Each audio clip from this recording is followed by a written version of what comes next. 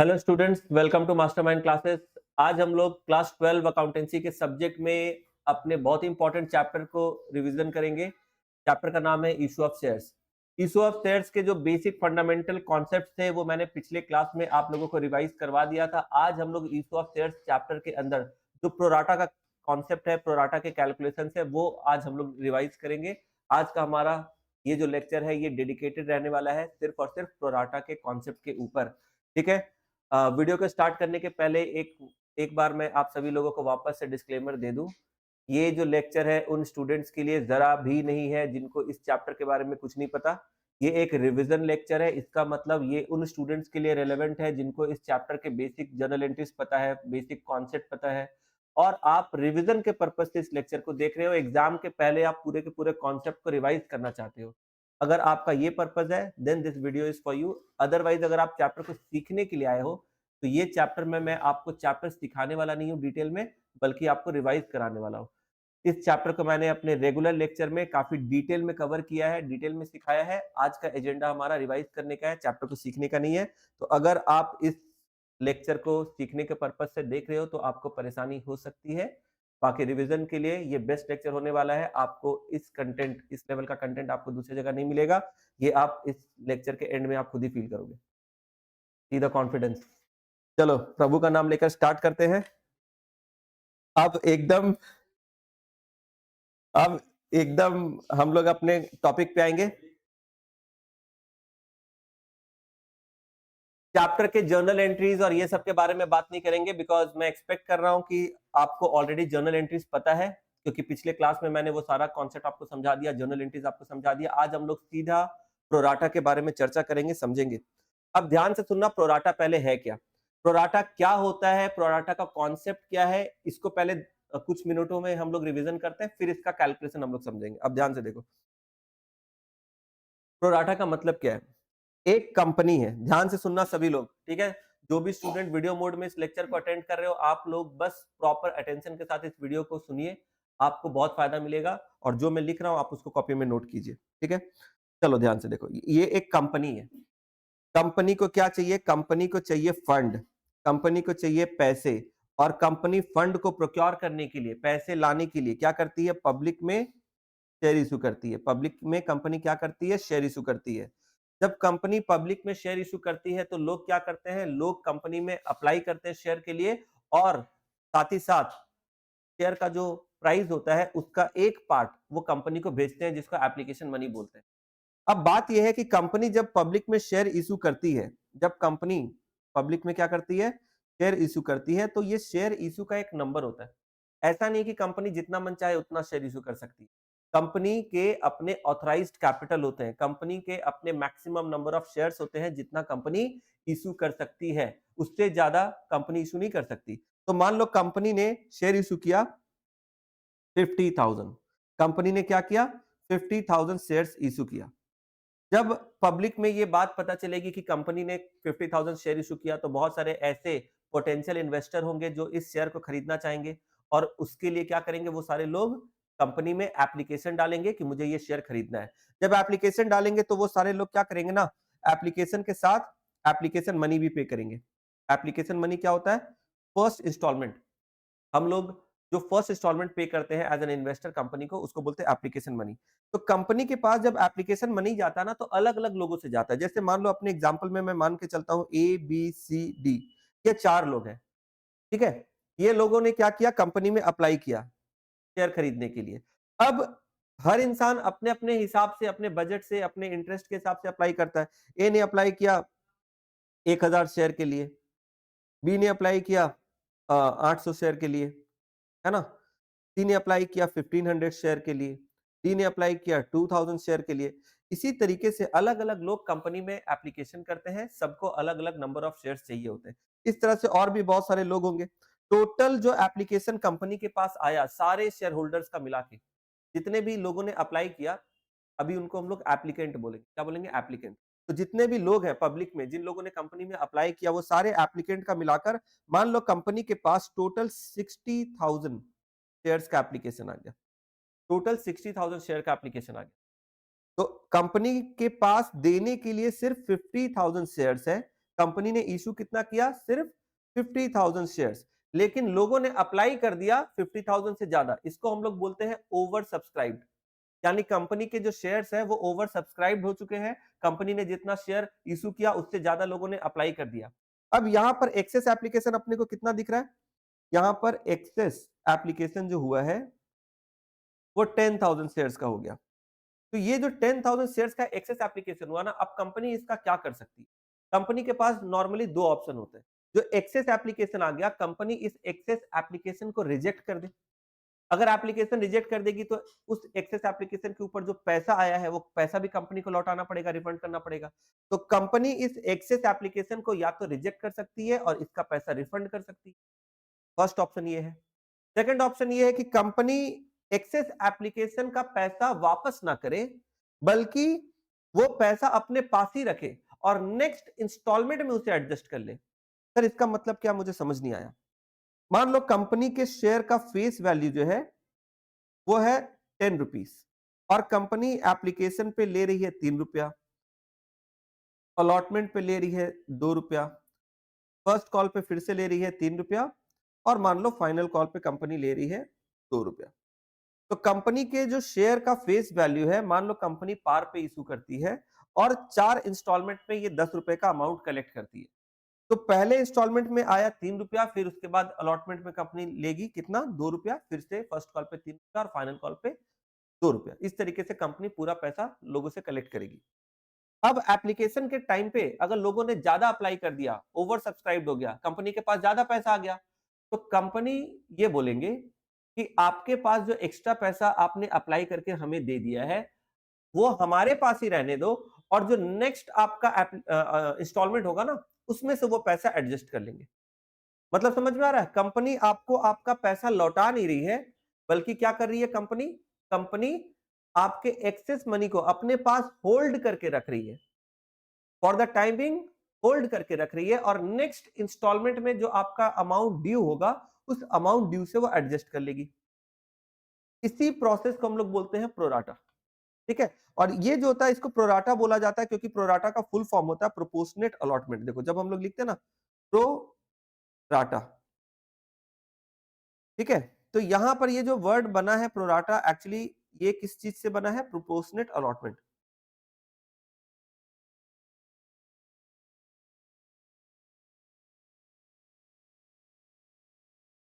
अब देखो तुम लोग ये सब में दिमाग मत, मुझे पता था कोई ना कोई तो जरूर पूछेगा कि सर प्रोराटा और प्रोपोर्शनेट अलॉटमेंट कुछ जम नहीं रहा है। आप ये सब में दिमाग मत लगाओ। प्रोराटा का मतलब क्या है? Proportionate allotment. प्रोपोर्शनेट अलॉटमेंट का मतलब क्या होता है? ध्यान से सुनना। प्रोपोर्शनेट अलॉटमेंट का मतलब क्या है? जैसे मान लो अभी मैंने एग्जांपल लिया था, ध्यान से सुनना। ए, बी, सी और डी, ये 4 लोग हैं मान लो। इन लोगों ने कंपनी में शेयर के लिए अप्लाई किया। ध्यान से देखना सब लोग। ये 4 लोग हैं, मान लो इन लोगों ने कंपनी में शेयर के लिए अप्लाई किया। ए ने अप्लाई किया मान लो 500 शेयर के लिए, ठीक है। और बी ने अप्लाई किया 400 शेयर के लिए, इसने अप्लाई किया 300 शेयर के लिए और इसने अप्लाई किया 200 शेयर। ठीक है, टोटल कितना एप्लीकेशन आ गया कंपनी के पास? देखो 1400 हो रहा है क्या? 1400 शेयर के लिए कंपनी के पास एप्लीकेशन। कंपनी ने इशू कितना किया? सिर्फ 1000 शेयर। कंपनी के पास सिर्फ 1000 शेयर है। कंपनी के पास शेयर सिर्फ 1000 है, जबकि एप्लीकेशन आ गया 1400 का। तो कंपनी क्या करेगी मालूम है? कंपनी ऐसे अलॉटमेंट कर सकती है, ध्यान से देखो। कंपनी ए को 400 शेयर दे देगी, बी को 300 शेयर दे देगी, सी को 200 शेयर दे देगी और इसको एक। तो कंपनी के पास टोटल 1000 शेयर थे। कंपनी ने 1000 शेयर को चारों में बांट दिया। समझ में आ रहा है? तो कंपनी 1000 शेयर इशू की, लेकिन कंपनी के पास एप्लीकेशन ज्यादा आ गया, 1400 का आ गया। तो कंपनी सिंपली ये कर सकती थी कि 1400 में से ये जो है ना मिस्टर बी, इसको रिजेक्ट कर देती। कंपनी ऐसा कर सकती थी ना। 1400 एप्लीकेशन आ गया, कंपनी के पास देने के लिए 1000 शेयर है, एप्लीकेशन 1400 का आ गया, तो 400 का जो एक्सेस एप्लीकेशन है मिस्टर बी का, कंपनी सीधा इसके एप्लीकेशन को रिजेक्ट कर सकती थी और बाकी ए, सी और डी को अलॉट कर सकती थी।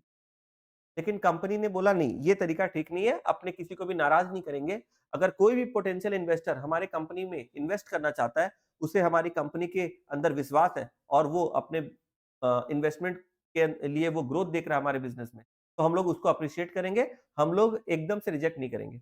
हम लोग क्या करेंगे, उसको कुछ ना कुछ जरूर अलॉट करेंगे, पूरा नहीं तो कम से कम कुछ ना कुछ जरूर अलॉट करेंगे। इसलिए कंपनी ने क्या किया, 1000 को ही एक रेशियो में सारे लोगों में बांट दिया। जैसे ए ने अप्लाई किया था 500 शेयर के लिए, कंपनी ने उसको अलॉट किया 400 शेयर। बी ने अप्लाई किया था 400 शेयर के लिए, कंपनी ने उसको अलॉट किया 300 शेयर। सी ने अप्लाई किया था 300 शेयर के लिए, उसे अलॉट किया कंपनी ने 200 शेयर। डी ने अलॉट किया था 200 शेयर के लिए, कंपनी ने उसको अलॉट किया 100 शेयर। तो ये एप्लीकेशन जितना दिया था लोगों ने, उनको पूरा पूरा फुल अलॉटमेंट नहीं हुआ। समझ में आ रहा है? जिन लोगों ने कंपनी में जितना जितना अप्लाई किया था, सभी को फुल अलॉटमेंट नहीं हुआ। ध्यान से सुनना, प्रोराटा का मतलब ही होता है it is not full allotment. अगर फुल अलॉटमेंट हो जा रहा है, जिसने जितना शेयर के लिए अप्लाई किया था, कंपनी अगर उसे पूरा का पूरा शेयर दे देती है, then there is no question of pro rata. फिर प्रोपोर्शनेट अलॉटमेंट का कोई बात ही नहीं है। फिर जिसने जितना शेयर मांगा कंपनी से, कंपनी ने पूरा दे दिया, तो फिर प्रोराटा इसमें क्या है? कुछ नहीं है प्रोराटा। प्रोराटा का मतलब ही होता है प्रोपोर्शनेट अलॉटमेंट। प्रोपोर्शनेट अलॉटमेंट का मतलब क्या है? प्रोपोर्शनेट अलॉटमेंट का सीधा मतलब है कि लोग जितना मांग रहे हैं, जितना अप्लाई कर रहे हैं, कंपनी उतना नहीं दे पा रही है, बिकॉज कंपनी के पास लिमिटेड नंबर ऑफ शेयर है और इसीलिए कंपनी प्रोपोर्शनेटली अलॉट कर रही है। तो इसलिए हमेशा पहला नंबर चीज याद रखना। क्या याद रखना? पहला नंबर चीज, प्रोराटा में फुल अलॉटमेंट नहीं होता। दिमाग में पहले ये डाल लो। तो क्या होता है सर प्रोराटा में? प्रोराटा में जितना आप अप्लाई करते हो, उससे कम आपको अलॉट किया जाता है। क्या सर ऐसा भी हो सकता है कि जितना कोई आदमी अप्लाई कर रहा है, उससे ज्यादा कंपनी अलॉट कर दे? नहीं, ये बहुत ही अनरियलिस्टिक सिचुएशन हो जाएगा। ये बहुत ही अनरियलिस्टिक सिचुएशन हो जाएगा कि जो जितना अप्लाई कर रहा है, उससे ज्यादा कंपनी दे देगी। कंपनी के पास मतलब शेयर क्या फोकट में खैरात में पड़ा हुआ है? कोई बोलेगा मेरे को 1000 शेयर चाहिए, कंपनी बोलेगा नहीं नहीं हम तो 1500 दे देंगे। ऐसा थोड़ी होता है। तो कंपनी जितना कंपनी के पास एप्लीकेशन आता है, कंपनी या तो उतना फुल अलॉटमेंट करती है, या फिर अगर कंपनी के पास अलॉट करने के लिए सफिशिएंट नंबर ऑफ शेयर्स नहीं है, तो कंपनी लेसर अलॉटमेंट करेगी। लेकिन जितना एप्लीकेशन आया उससे ज्यादा ओवर अलॉटमेंट कभी नहीं होता। मतलब इट इज वेरी अनरियलिस्टिक। ऐसा तुम लोग समझ पा रहे हो? ठीक है। तो अलॉटमेंट या तो क्या होगा, फुल अलॉटमेंट या तो प्रोराटा। दो ही केस बनता है, या तो फुल अलॉटमेंट या तो प्रोराटा। और इन दोनों के बाद एक तीसरा ऑप्शन है रिफंड एंड रिजेक्ट, यानी कि कंपनी ने अलॉटमेंट ही नहीं किया। फुल अलॉटमेंट का मतलब जितना मांगा था पूरा दे दिया। प्रोराटा का मतलब जितना मांगा था उससे कम दिया कंपनी ने। और रिजेक्ट एंड रिफंड का मतलब कुछ भी नहीं दिया कंपनी ने। तीन ही केस बनता है। समझ में आया? एक लड़का है, उसने एक लड़की को प्रपोज किया कि देखो मुझे तुम अच्छी लगती हो, मैं तुमसे प्यार करता हूं, I love you. Now what possible answers can come? पहला पहला तुम भी मुझे अच्छे लगते हो, आई लव यू टू। दूसरा, मैं तो तुम्हें अपना दोस्त समझती हूँ। तीसरा, मुंह घुमा के चली गई। बोले मार नहीं रहे, बस इसी में गनीमत समझो। बदमाशी करते हो। समझ में आया? तो तीन ही केस है ना। पहला केस मतलब फुल अलॉटमेंट हो गया। दूसरा मतलब प्रोराटा, मतलब क्या है? प्रोपोर्शनेट अलॉटमेंट, मतलब ठीक है प्यार नहीं मिला दोस्ती मिल गया। तो थोड़ा सा प्रोपोर्शनेट अलॉटमेंट हुआ। और तीसरा हो गया रिजेक्ट एंड रिफंड। मतलब जाओ भागो यहाँ से, इससे पहले हम सैंडल उतारे, भागो इधर से, रफा दफा हो जाओ। समझ में आया? तो सेम केस है यहाँ पर, तीन ही केस होगा। कंपनी शेयर इशू कर रही है, तीन ही तरीके से उसका अलॉटमेंट होगा, या तो फुल अलॉटमेंट, या तो प्रोराटा अलॉटमेंट, या तो रिजेक्ट एंड रिफंड। तीन केस है, दिमाग में पहले ये फिट करो। अच्छा ठीक है सर, समझ में आ गया। प्रोराटा होता क्या है? देखो प्रोराटा क्या होता है मालूम है? ए ने मांगा था 500, कंपनी ने ए को दिया 400, तो इसका अलॉटमेंट और अप्लाइड का रेशियो कितना है? 5:4। तो देखो अप्लाइड और अलॉटमेंट का रेशियो तुम लोग को समझ में आ रहा? 5:4। यही है प्रोराटा, इसको बोलते हैं प्रोराटा रेशियो। बी ने अप्लाई किया था 400 के लिए, अलॉटमेंट हुआ बी को कितना? 300। इसका रेशियो कितना? 4:3। ये प्रोराटा रेशियो। इसी तरीके से सी का कितना होगा? 3:2। डी का होगा 2:1। इसको बोलते हैं प्रोराटा रेशियो। प्रोराटा रेशियो का सीधा मतलब होता है अप्लाइड और अलॉटेड, इसका रेशियो। ठीक है, अप्लाइड एंड अलॉटेड इसका रेशियो अगर निकाल दे मैथमेटिकली, तो इसको बोलते हैं प्रोराटा रेशियो। ठीक है। अब ये जो रेशियो में जो लोअर नंबर होता है ना, वो अलॉटमेंट को इंडिकेट करता है, और जो हायर नंबर होता है वो अप्लाइड को इंडिकेट करता है। अभी जैसे मैं तुमको रैंडमली अगर ये बोलूं कि मान लो 9:7 एक रेशियो मैंने तुमको दे दिया। अब तुम इसको देखकर बता सकते हो इसमें से अप्लाइड वाला कौन सा है और अलॉटेड वाला कौन सा है? देखो तो ऑब्वियस बात है, ये जो है ये अप्लाइड है और ये जो है अलॉटेड है। और इस रेशियो का मतलब क्या निकल रहा है मालूम है?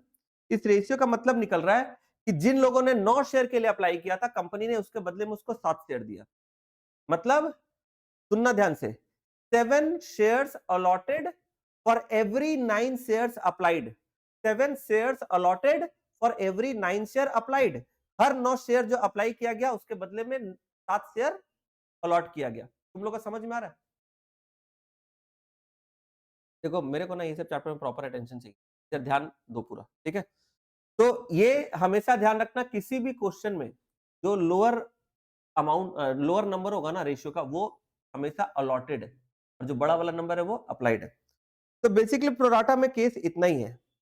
प्रोराटा के बारे में, प्रोराटा को तो ऑलरेडी आप लोग समझते हो क्योंकि हम लोग रिवीजन कर रहे हैं तो चैप्टर का अंडरस्टैंडिंग है, फिर भी मैंने बता दिया थोड़ा सा एग्जांपल देकर और एक चुटकुला भी मार दिया प्यार मोहब्बत दोस्ती का, ठीक है?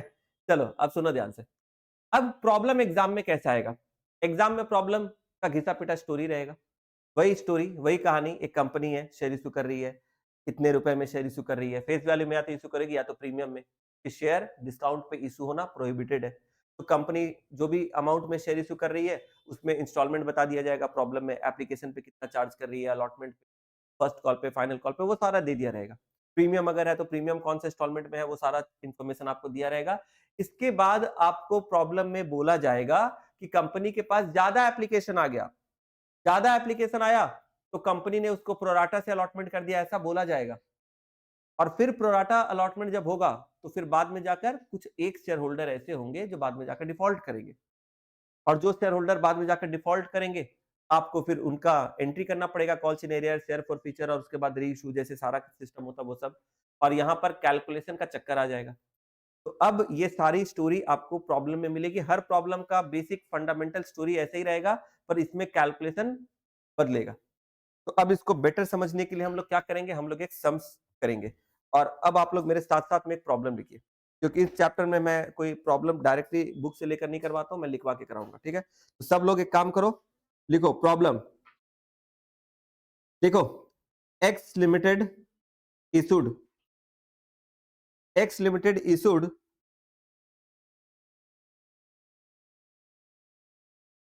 80,000 equity shares of rupees 10 at rupees 14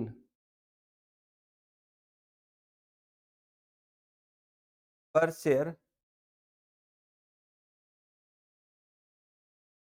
to be payable as follows. Rupees 5 on application. अच्छा रुको,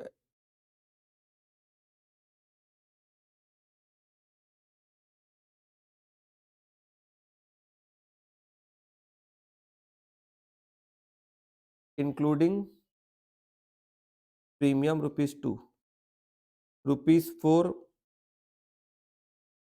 on allotment, including premium rupees 2, rupees 3 on first call, rupees 2 on final call, ठीक है? अब company received applications for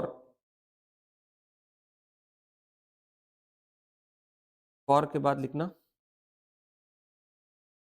1,50,000 shares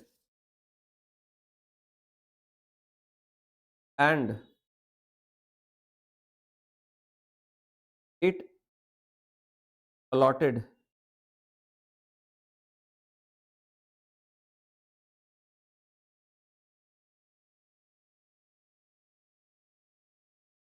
shares to the applicants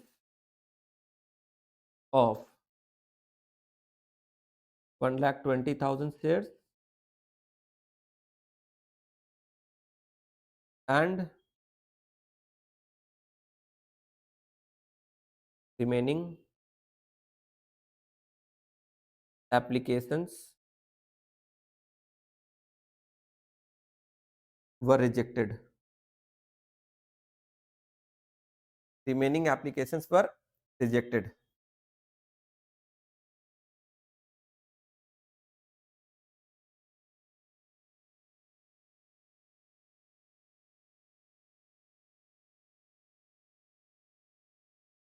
The allotment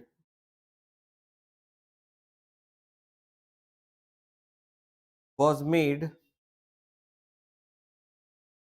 as follows.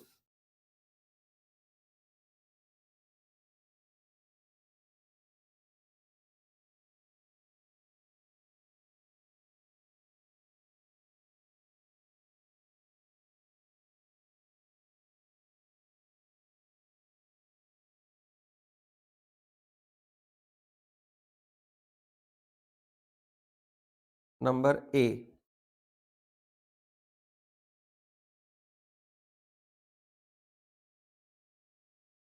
applicants of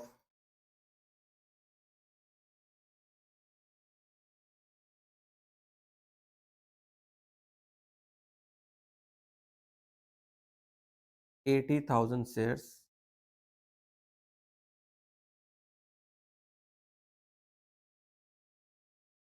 got 50,000 shares.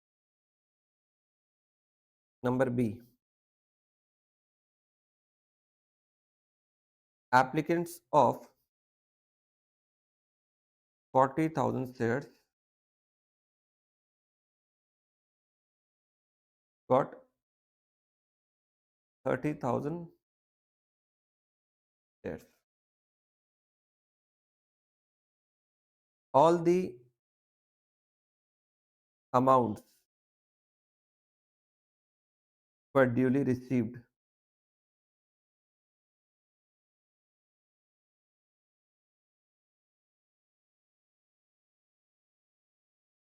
by the company except Mr. M,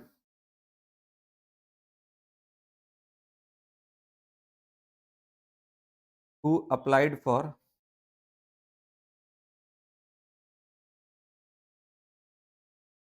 2,400 shares. यहाँ पर from category A.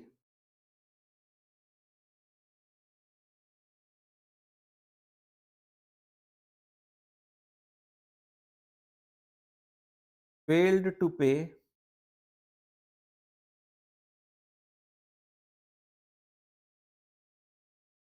allotment and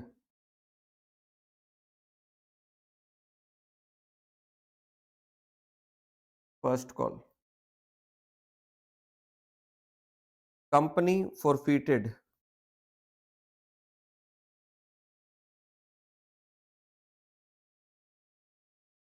his shares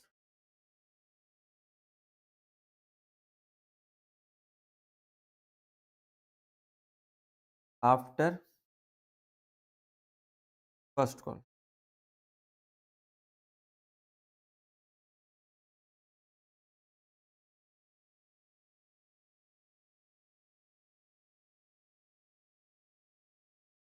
Mr. N, who was allotted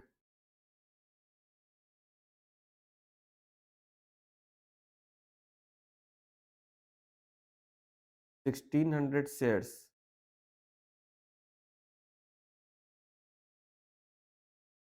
1,600 मत लिखो, 1,500 लिखो, 1,500 shares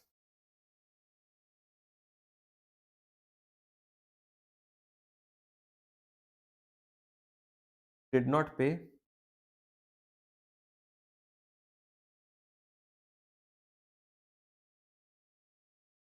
both the calls.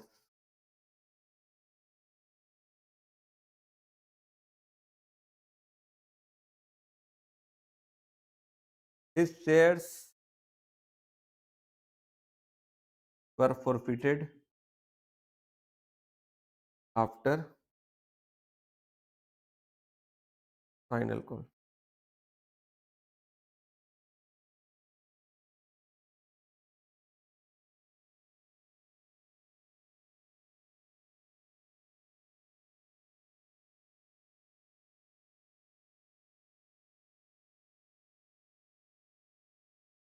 Mr. P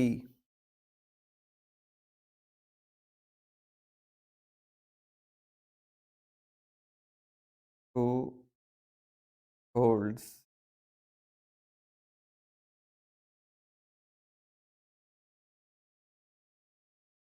900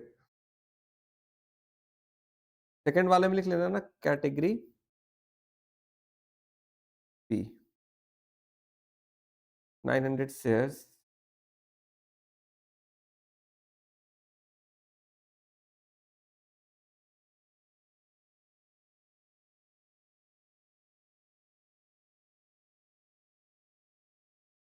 did not pay final call. ठीक है,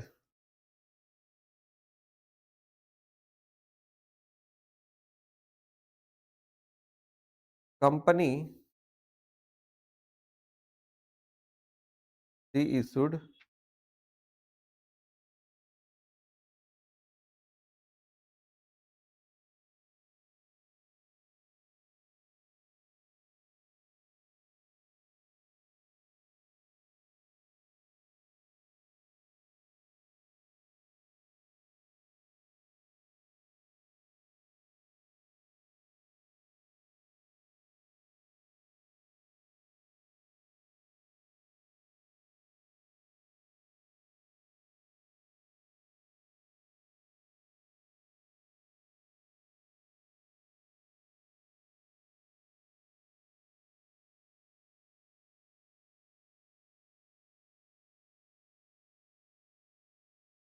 $2,000 shares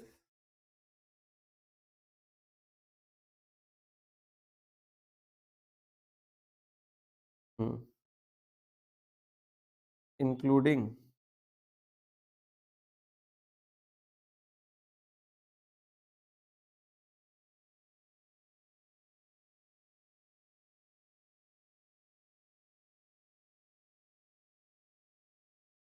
all shares of Mr. N at rupees 9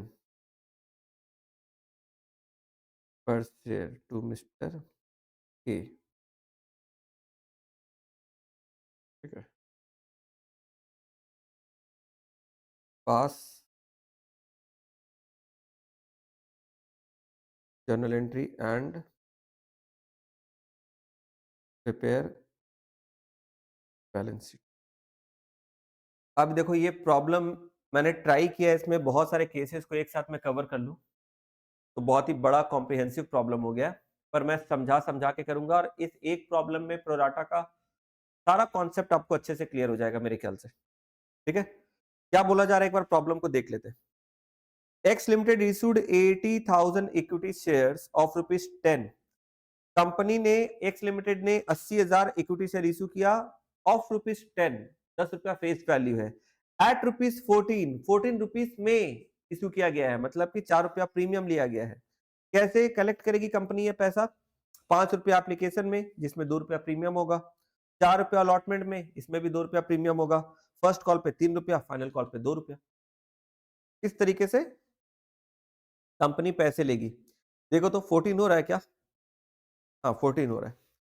company received applications for 1,50,000 share. Company के पास application 1,50,000 share का आ गया। Issue किया कंपनी ने 80,000 शेयर, एप्लीकेशन कंपनी के पास आ गया 1,50,000 शेयर का, तो ओवर सब्सक्राइब्ड है। ठीक है, अब ओवर सब्सक्राइब के केस में क्या ऑप्शन होता है कंपनी के पास, या तो एक्सेस एप्लीकेशन को रिजेक्ट करेगी या तो प्रोराटा के हिसाब से प्रोपोर्शनेट अलॉटमेंट करेगी। देखते आगे क्या बोल रहा है। It allotted shares to the applicant of 1,20,000 share. बोल रहा कंपनी के पास एप्लीकेशन तो आया 1,50,000 शेयर का, लेकिन इसने अलॉटमेंट कितने का किया, allotted shares to the applicant of 1,20,000 share, यानी 1,20,000 शेयर्स के एप्लीकेंट थे बस उसी को अलॉटमेंट हुआ। यानी बोलने का मतलब है बाकी का जो रिमेनिंग एप्लीकेंट है उसको अलॉटमेंट नहीं हुआ, and remaining applicants were rejected.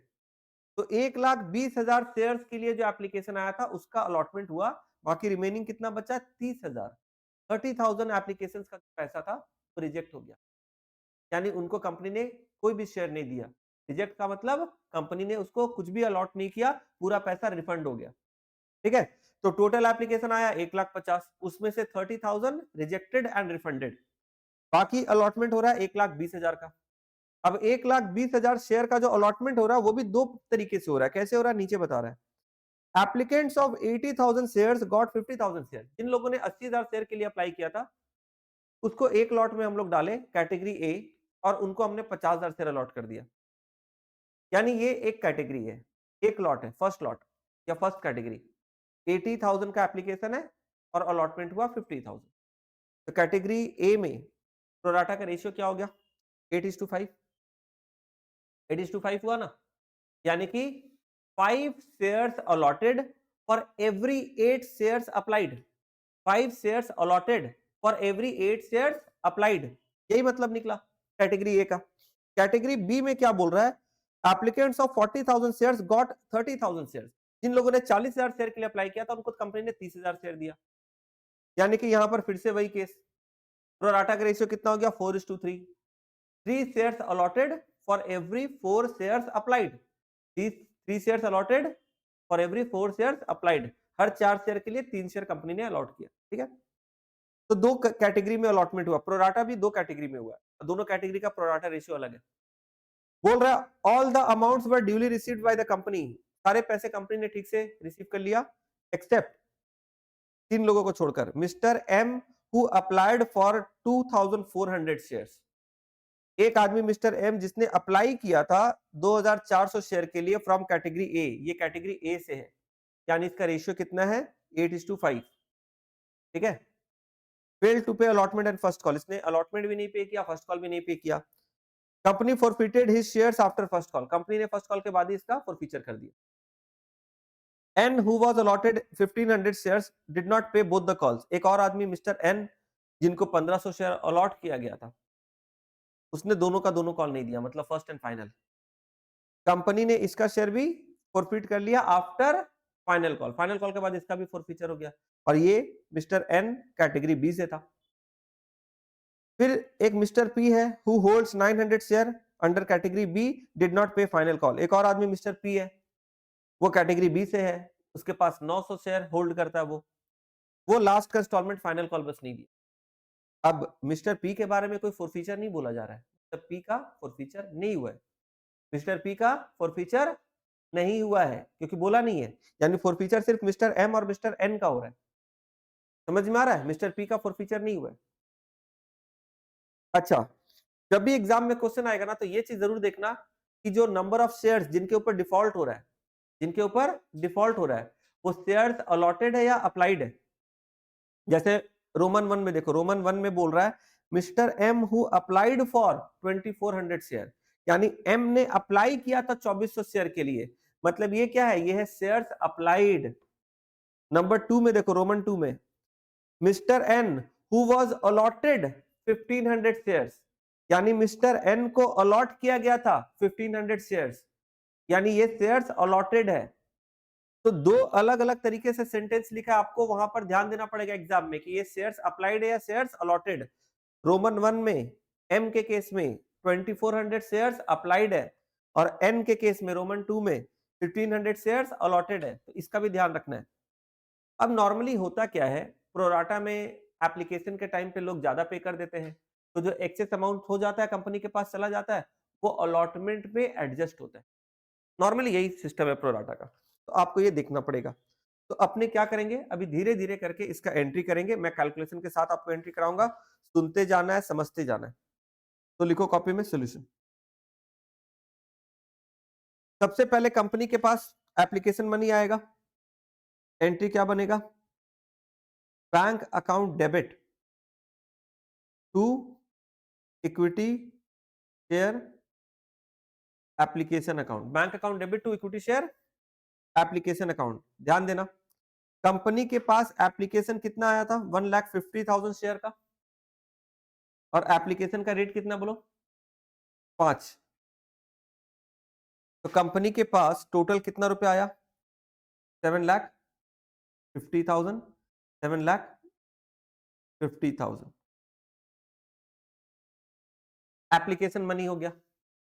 ठीक है, 1,50,000 एप्लीकेशन आया था ना शेयर का, और एप्लीकेशन का रेट है 5 रुपया। तो bank account debit to equity share application, ये एंट्री तो कम से कम तुम लोग का याद होना चाहिए। अब एंट्री वेंट्री मेरे से कोई मत पूछना, ठीक है, रिवीजन क्लास है, प्लस हम लोग प्रोराटा कर रहे हैं, तो एंट्री मैं एक्सपेक्ट कर रहा हूँ कि सारे स्टूडेंट को एंट्री पता है और बेसिक कैलकुलेशन पता है। जहां टेक्निकल आएगा मैं खुद ही डिस्कस करूंगा। अब इसको हम लोग क्या करेंगे, ये जो एप्लीकेशन मनी है इसको हम लोग क्या करेंगे, इसमें से जो एक्सेस रिफंड हो गया उसको टू बैंक में डाल देंगे, जिसको हम लोग को कैपिटल में डालना है उसको कैपिटल में डाल देंगे, और जो एक्स्ट्रा अलॉटमेंट में एडजस्ट हो रहा है उसको क्या करेंगे, शेयर अलॉटमेंट में डालेंगे। अब देखो कैसे जाएगा ये, ध्यान देना इसके ऊपर। Equity share application account debit, सबसे पहले equity share application account debit करेंगे। इसमें अमाउंट कितना होगा, पहले जो क्रेडिट हुआ था वही डेबिट हो जाएगा, 7,50,000 हमने इक्विटी शेयर अलॉटमेंट में क्रेडिट किया था, वही इक्विटी शेयर अलॉटमेंट में, सॉरी, इक्विटी शेयर एप्लीकेशन में हमने क्रेडिट किया था 7,50,000, अभी इक्विटी शेयर एप्लीकेशन में डेबिट हो जाएगा 7,50,000। जो ऊपर वाले एंट्री में हमने क्रेडिट किया सेम वहां पर डेबिट हो जाएगा, equity share application account debit 7,50,000 to bank, जो बैंक में चला गया यानी कि ये रिफंड है। फिर क्या करेंगे, टू इक्विटी शेयर कैपिटल, यानी कि face value of allotted shares, to securities premium, इसके अंदर जो प्रीमियम है वो यहां चला जाएगा, टू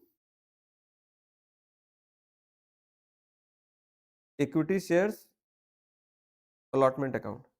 अब सब लोग पहले ना ध्यान से देखो, कंपनी के पास 1,50,000 शेयर आए, इस 1,50,000 का होने क्या वाला है, इस 1,50,000 का क्या होने वाला है, 1,50,000 में से 30,000 जो है वो रिजेक्ट हो रहा है, रिजेक्ट एंड रिफंड। ठीक है, 30,000 तो सीधा चला गया, तो ये बैंक में चला जाएगा। बाकी कितना बचा, बाकी बचा 1,20,000 शेयर। अब 1,20,000 जो है कंपनी के पास देने के लिए है क्या, नहीं, कंपनी के पास तो देने के लिए सिर्फ 80,000 शेयर है, क्योंकि कंपनी ने तो 80,000 शेयर ही इशू किया ना। तो कंपनी 80,000 जब शेयर इशू की तो 80,000 का ही अलॉटमेंट हो सकता है कि नहीं। कंपनी ने इशू कितना किया, 80,000 शेयर, तो अलॉटमेंट 80,000 से ज्यादा तो हो भी नहीं सकता, तो 80,000 का अलॉटमेंट हो जाएगा। बाकी कितना बचा, 40,000, ये प्रोराटा एडजस्टमेंट होगा। इसका मतलब समझो, ये लिखना नहीं है, ये सिर्फ समझाने के लिए। ये ब्लू पेन से जो मैंने लिखा लाइट ब्लू से, ये नोट मत करो, जिस सिर्फ समझो। कंपनी के पास 1,50,000 शेयर का टोटल एप्लीकेशन आया, 1,50,000 के टोटल एप्लीकेशन में से क्या कंपनी 1,50,000 पूरा दे सकती है पब्लिक को, नहीं है ही नहीं, तो कंपनी के पास 1,50,000। तो कंपनी ने क्या किया, क्वेश्चन में बोल रहा है कि कंपनी ने 30,000 का कोई अलॉटमेंट नहीं किया, तो 30,000 रिजेक्ट हो गया, रिफंड हो गया। तो 1,50,000 में से 30,000 चला गया, रिजेक्ट एंड रिफंड। तो 1,50,000 में से 30,000 गया, बचा 1,20,000। तो 1,20,000 जो शेयर के लिए एप्लीकेशन बचा, क्या इसको कंपनी अलॉट कर सकती है, नहीं, क्योंकि कंपनी के पास 1,20,000 शेयर भी नहीं है देने के लिए, कंपनी के पास तो सिर्फ 80,000 है, यानी कंपनी अलॉटमेंट सिर्फ 80,000 का ही कर सकती है, कंपनी अलॉटमेंट सिर्फ 80,000 का ही कर सकती है। तो बाकी का जो 40,000 है उसका क्या होगा, बाकी का 40,000 का प्रोराटा एडजस्टमेंट होगा, बाकी 40,000 का, बाकी का हमको काम है, बाकी का 40,000 का क्या होगा, प्रोराटा एडजस्टमेंट, ठीक है। प्रोराटा एडजस्टमेंट क्या होता है सर? प्रोराटा एडजस्टमेंट का सीधा मतलब है कि कंपनी एप्लीकेशन पे ज्यादा पैसा ले ली और वो पैसा कंपनी नेक्स्ट इंस्टॉलमेंट, जो एप्लीकेशन पे ज्यादा आ गया उसको नेक्स्ट इंस्टॉलमेंट अलॉटमेंट में कंपनी एडजस्ट करेगी, यही मतलब है। अरे भाई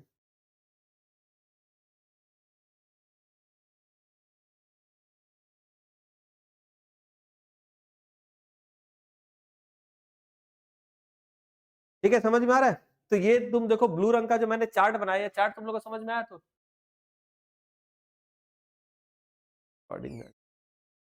ठीक है, चलो ठीक है। अब यहां पर कोई मुझे हेल्प करके बता सकता है क्या यहां पर फिगर कैसे लिखेंगे? देखो ध्यान से, मैं लिख रहा हूं, ध्यान से देखना। बैंक में वो जाएगा टू बैंक जो रिफंड हो गया 30,000 इंटू 5, क्योंकि 30,000 का तो अपने स्ट्रेट रिजेक्ट कर दिया रिफंड, तो टू बैंक में चला जाएगा। अलॉटमेंट कितने का हुआ बोलो तो? 80,000 का। तो 80,000 का जो अलॉटमेंट हुआ, इसके ऊपर जो फेस वैल्यू है उसको कैपिटल में डालो और जो प्रीमियम का पोर्शन है उसको प्रीमियम में डालो। बाकी प्रोराटा में कितना एडजस्टमेंट हो रहा है? 40,000।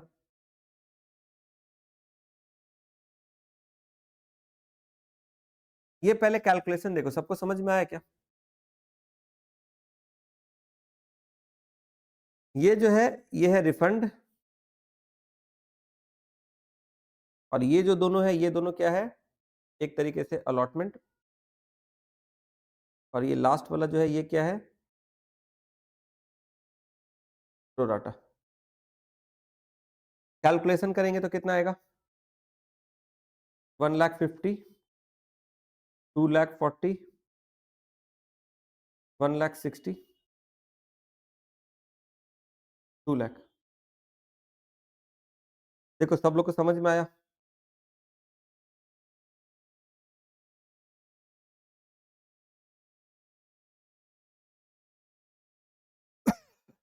एप्लीकेशन का काम हो गया, अब अपने अलॉटमेंट में जाएंगे। अलॉटमेंट में क्या होता है? सीक्वेंस चेंज हो जाता है, यानी पहले हम लोग ड्यू करते हैं, बाद में रिसीव करते हैं।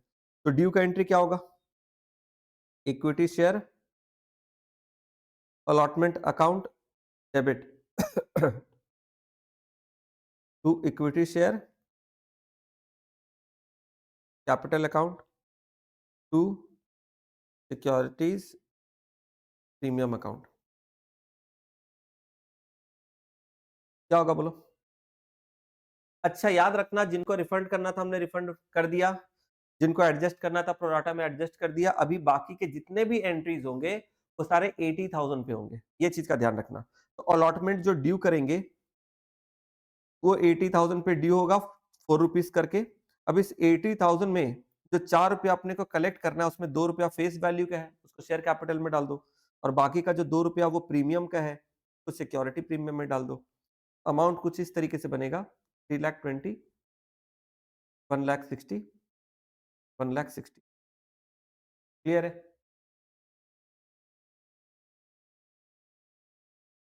अब ये अलॉटमेंट का हमने एंट्री किया ड्यू ड्यू, अब इसको रिसीव करना है, ठीक है। तो जब भी रिसीव करोगे ना किसी भी इंस्टॉलमेंट को, तो देख लेना क्या उस इंस्टॉलमेंट में किसी ने डिफॉल्ट किया है, ये देख लेना। तो जब तुम लोग क्वेश्चन पढ़ोगे तो तुम्हें पता चलेगा कि अलॉटमेंट में एक डिफॉल्ट हुआ है, मिस्टर एम का। एम ने अलॉटमेंट फेल किया। तो किसी भी इंस्टॉलमेंट में अगर कोई शेयर होल्डर डिफॉल्ट करता है तो हम लोग उसके रिसीव वाले एंट्री में एक एक्स्ट्रा डेबिट करते हैं, कॉल्स इन एरियर करके। तो एंट्री यहां पर क्या बनेगा? जो पैसे मिल गए कंपनी को उसके लिए बैंक अकाउंट डेबिट, जो पैसे नहीं मिले कंपनी को उसके लिए calls in arrear account debit. और क्रेडिट में लिखेंगे टू इक्विटी शेयर अलॉटमेंट। ऊपर जो हमने डेबिट किया था इक्विटी शेयर अलॉटमेंट, उसी को हम लोग रिवर्स करके यहां क्रेडिट कर देंगे, टू इक्विटी शेयर अलॉटमेंट। अब यहां पर ध्यान ये रखना है कि ऊपर वाले एंट्री में हमने डेबिट कितना किया था? 3,20,000। तो जितना हम लोग डेबिट करते हैं इक्विटी शेयर अलॉटमेंट में उतना ही क्रेडिट होता है। लेकिन हमने ऑलरेडी पिछले वाले एंट्री में तुम देखो प्रोराटा में 2 लाख रुपए ऑलरेडी हमने क्रेडिट कर दिया है। तुम देखो टू इक्विटी शेयर अलॉटमेंट दिख रहा है सेकंड वाले एंट्री में, देखो यहां पर।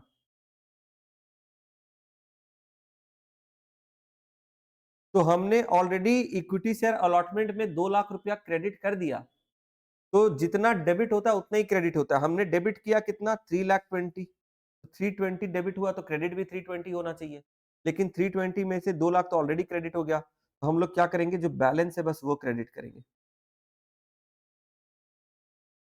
कितना क्रेडिट होगा बोलो? 1,20,000। तुम लोग को समझ में आया? इक्विटी शेयर अलॉटमेंट डेबिट हुआ 3,20,000, तो क्रेडिट भी कितने से होगा? 3,20,000 से। तो ऊपर ऑलरेडी 2 लाख क्रेडिट हमने कर दिया था, इसीलिए बैलेंस 1,20,000 इधर क्रेडिट की। तो एक फिगर तो ये ध्यान रखना, यहाँ पर प्रोराटा में ये चीज करना पड़ता है, ये नॉर्मल प्रॉब्लम में नहीं होता है। तो एक यहाँ पर ध्यान देना, कई स्टूडेंट का यहाँ पर गलती होता है। दूसरा दूसरा ये देखना है कि ये जो कॉल्स इन एरियर हो रहा है, ये कौन कर रहा है? ये कर रहा है मिस्टर एम। तो मिस्टर एम, इधर ध्यान दो, मिस्टर एम का जो कॉल्स इन एरियर हो रहा है, ये कितना रुपया हो रहा है? मिस्टर एम का डायरेक्ट हम लोग यहां पर number of shares into rate ऐसा करके अमाउंट नहीं निकालेंगे। जैसे अभी तक हम लोग क्या कर रहे थे, number of shares into rate, number of shares into rate कर रहे हैं ना, ऐसे यहां पर नहीं करेंगे number of shares into rate, क्योंकि अगर डायरेक्ट करेंगे तो गलती हो जाएगा। तो यहां पर हम लोग को क्या करना पड़ेगा, देखो वर्किंग करेंगे। वर्किंग में यहां पर लिख रहा हूं, तुम लोग बाद में नोट कर लेना, ठीक है? ध्यान से देखो।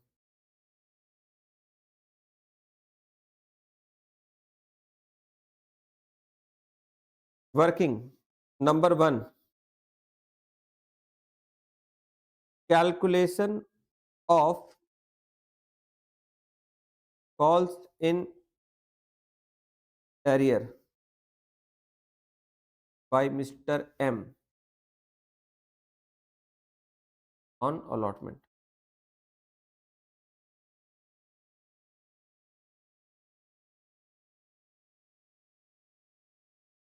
सबसे पहले देखो, shares applied by Mister M. M ने कितने शेयर के लिए अप्लाई किया था, क्वेश्चन में देख के बताओ। एम ने अप्लाई किया था 2400 शेयर्स के लिए, दिख रहा है? तो shares applied by Mister M कितना हो जाएगा? 2400 shares. Therefore shares allotted to Mister M. Mister M कौन से कैटेगरी में था? कैटेगरी ए।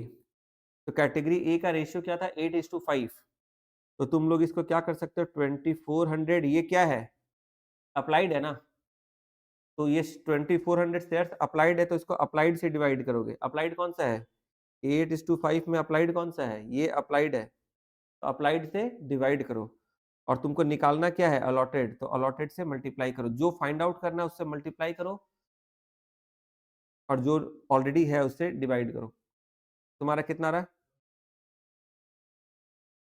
1500 शेयर्स। यानी कि इसका मतलब ये है कि मिस्टर एम ने अप्लाई तो किया था 2400 शेयर के लिए, 2400 शेयर के लिए, पर कंपनी से उसे मिला कितना? 1500 शेयर। अप्लाई किया था 2400 शेयर के लिए, पर उसको मिला 1500 शेयर। ठीक है? तो इसका मतलब अप्लाई करने के समय उसने जो एप्लीकेशन मनी दिया होगा, कितने शेयर पे दिया होगा? 2400 पे दिया होगा। उसने अप्लाई 2400 का किया था, तो एप्लीकेशन मनी भी तो 2400 का दे दिया होगा ना, तो एक्सेस एप्लीकेशन मनी चला गया। तो लिखो एक्सेस एप्लीकेशन मनी पेड कितना? उसने 2400 के लिए अप्लाई किया था, जबकि कंपनी ने उसको अलॉट किया कितना? सिर्फ 1500। यानी कि एक्स्ट्रा जो शेयर है उसका एप्लीकेशन ज्यादा चला गया, 900 का। और एप्लीकेशन का रेट कितना था? 5 रुपया। एप्लीकेशन का रेट देखो, क्वेश्चन में बोला है 5 रुपया। यानी कि कंपनी से मिस्टर एम ने मांगा था 2400 शेयर, पर कंपनी ने उसको दिया 1500 शेयर। तो 900 शेयर का एक्स्ट्रा एप्लीकेशन मनी चला गया 5 रुपया करके, तो टोटल कितना मनी चल गया? 4500 एक्सेस एप्लीकेशन मनी। ये समझ में आया? देखो, अब ध्यान देना, अमाउंट ड्यू ऑन अलॉटमेंट इसका मतलब क्या होता है, मिस्टर एम को अलॉटमेंट पे कितना रुपया देना था? मिस्टर एम के पास कितना शेयर है बोलो? मिस्टर एम के पास कितना शेयर है? 1500 शेयर। तुम लोग बोलोगे सर 2400, 2400 तो वो अप्लाई किया था। मिस्टर एम के पास कितना शेयर है? 1500, क्योंकि उसको अलॉट तो 1500 का ही हुआ ना। तो मिस्टर एम के पास 1500 शेयर है, उसके ऊपर उसको अलॉटमेंट देना था 4 रुपया करके, यानी उसको कितना देना था? 6000 रुपया देना था। 6000 रुपया, 6000। समझ में आया? कितना देना था बोलो? 6000 रुपया। अब इस 6000 में वो क्या 6000 देगा? नहीं। मिस्टर एम बोलेगा कि भाई मेरा तो पहले का ऑलरेडी 4500 एक्स्ट्रा दिया हुआ है। मिस्टर एम क्या बोलेगा? मेरा तो एक्स्ट्रा ऑलरेडी 4500 दिया हुआ है एप्लीकेशन के टाइम पे, तो वो उसको एडजस्ट करेगा, उसके बाद ही तो वो देगा ना। अब ध्यान से देखना मैं यहां पर क्या कर रहा हूं, यहां पर मैं क्या कर रहा हूं, ध्यान से देखना। लेस एक्सेस एप्लीकेशन मनी 4500, यानी 4500 जो एप्लीकेशन पे एक्सेस पे हो गया था वो यहां पर एडजस्ट हो जाएगा। बाकी का कितना बचा? 1500 रुपया। ये 1500 ही तो मिस्टर एम को देना था ना। मिस्टर एम को अलॉटमेंट पे सिर्फ 1500 देना था, उसने दिया अलॉटमेंट? मिस्टर एम ने अलॉटमेंट दिया? नहीं दिया। ये 1500 जो मिस्टर एम को देना था, ये क्या हो गया? Falls in arrear. अब आगे बढ़ने के पहले मैं 1 मिनट का टाइम दूंगा सारे स्टूडेंट को, एक बार देखो ये कैलकुलेशन समझ में आया कि नहीं। सारे स्टूडेंट्स एक बार देखो ये कैलकुलेशन समझ में आया कि नहीं। मिस्टर एम ने मिस्टर एम ने क्या किया था? अप्लाई किया था 20, बार बार हम बोल रहे हैं, स्क्रीन पे ध्यान देना। मिस्टर एम ने अप्लाई किया था 2400 शेयर के लिए, पर कंपनी ने उसको अलॉट किया 1500 शेयर। तुम लोग बोलोगे सर 1500 शेयर कहां से आया? ये आपको निकालना पड़ेगा, क्योंकि मिस्टर एम कैटेगरी ए से था, और कैटेगरी ए में बोला गया है टोटल 80,000 शेयर के लिए अप्लाई हुआ था, लेकिन अलॉटमेंट 50,000 शेयर का हुआ है, यानी कि जो रेशियो है वो है 8:5। तो 8 से डिवाइड करेंगे 2400 को, इंटू 5 करेंगे तो आ जाएगा 1500। अब कोई स्टूडेंट बोलेगा सर कैसे पता चलेगा किससे मल्टीप्लाई करेंगे किससे डिवाइड करेंगे, एग्जाम में गलती हो गया तो? अब कोई स्टूडेंट ऐसा हो सकता है, कोई स्टूडेंट बोलेगा सर अगर मैंने गलती कर दिया एग्जाम में, तो अगर मैं 2400 को, मान लो कि मैं गलती से 2400 डिवाइडेड बाई 5 इंटू 8 कर देती हूँ, फिर तो मेरा आंसर गलत हो जाएगा। तो फिर common sense will come into play. करो तो कितना होता है देखो तो, ये आईसी बोर्ड वाला कैलकुलेटर यूज करके बताओ कितना हो रहा है ये।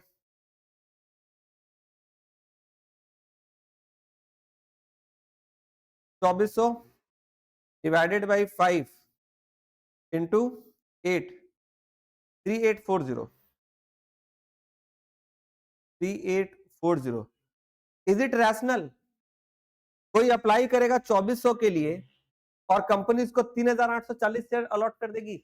ऐसा हो सकता है क्या? तो अगर आप रेशियो गड़बड़ भी कर दोगे ना, तो आंसर अपने आप ही आपको दिमाग से पता चल जाएगा कि मेरा जो आंसर आ रहा है ये गलत है। अब जल्दबाजी में अगर कोई स्टूडेंट गलती कर दे तो अलग बात है, पर अगर ध्यान बस ये रखना है कि कभी भी allotted number of share applied से ज्यादा नहीं हो सकता, ये ध्यान रखना है। ठीक है, तो यहां पर मिस्टर एम ने अप्लाई किया था 2400, तो एप्लीकेशन मनी भी डाला होगा 2400 शेयर के लिए, लेकिन कंपनी ने अलॉट किया 1500, तो उसका एक्स्ट्रा चला गया ना एप्लीकेशन मनी, कितने पे? 900 शेयर के ऊपर, 5 रुपया करके एप्लीकेशन का रेट है, तो टोटल 4500 एक्स्ट्रा चला गया। और अलॉटमेंट में उसको कितना देना था? 4 रुपया करके देना था 1500 शेयर के ऊपर, यानी कि 1500 इंटू 4, 6000 रुपया देना था, और 4500 तो ऑलरेडी एक्स्ट्रा गया हुआ है, तो उसको फर्दर कितना पे करना था? 1500, विच ही डिड नॉट पे, तो इसीलिए वो हो गया कॉल्स इन एरियर। तो कॉल्स इन एरियर यहां पर कितना हो गया? 1500, तो यहां पर लिखेंगे 1500। और बैंक में क्या करेंगे सर? बैंक में कुछ नहीं करेंगे सर, इसको बैलेंसिंग फिगर से निकाल लेंगे, तो कितना हो जाएगा? 1,98,500। गलत कर दिए ना हम? हाँ, 118 होगा ना, 118। ठीक है, 1,20,000 में से 1500 गया तो 1,18,500। ठीक है, ये समझ में आया ना? ये बेसिकली हम लोग क्या कर रहे हैं? बैलेंसिंग फिगर से निकाल रहे हैं। और ये हमने निकाला नोट 1 से।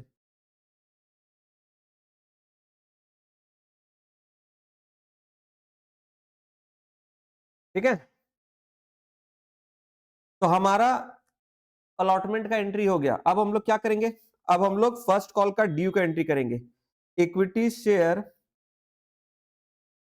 First call account debit to equity share capital. क्या फर्स्ट कॉल में भी प्रीमियम है? नहीं, फर्स्ट कॉल में कोई प्रीमियम नहीं है, प्रीमियम सिर्फ एप्लीकेशन और अलॉटमेंट में था।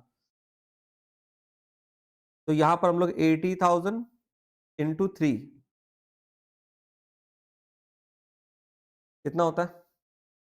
2,40,000 2,40,000। ठीक है, 2,40,000 2,40,000 हो गया, काम खत्म। अब हम लोग इसका रिसीव का एंट्री करेंगे। बैंक अकाउंट डेबिट, जो पैसा मिल गया उसके लिए। क्या फर्स्ट कॉल में भी कोई डिफॉल्ट हुआ? फर्स्ट कॉल में भी कोई डिफॉल्ट हुआ? यस, फर्स्ट कॉल में तो एम ने भी डिफॉल्ट किया, एन ने भी डिफॉल्ट किया। तो यहां पर क्या करेंगे, बैंक अकाउंट डेबिट के साथ फिर से लिखेंगे calls in arrear account debit, और टू क्या करेंगे, equity share first call account. तो इक्विटी शेयर फर्स्ट कॉल हमने जो डेबिट किया था पिछले एंट्री में 2,40,000, बस उसी को यहां पर रिवर्स करके क्रेडिट कर देंगे 2,40,000।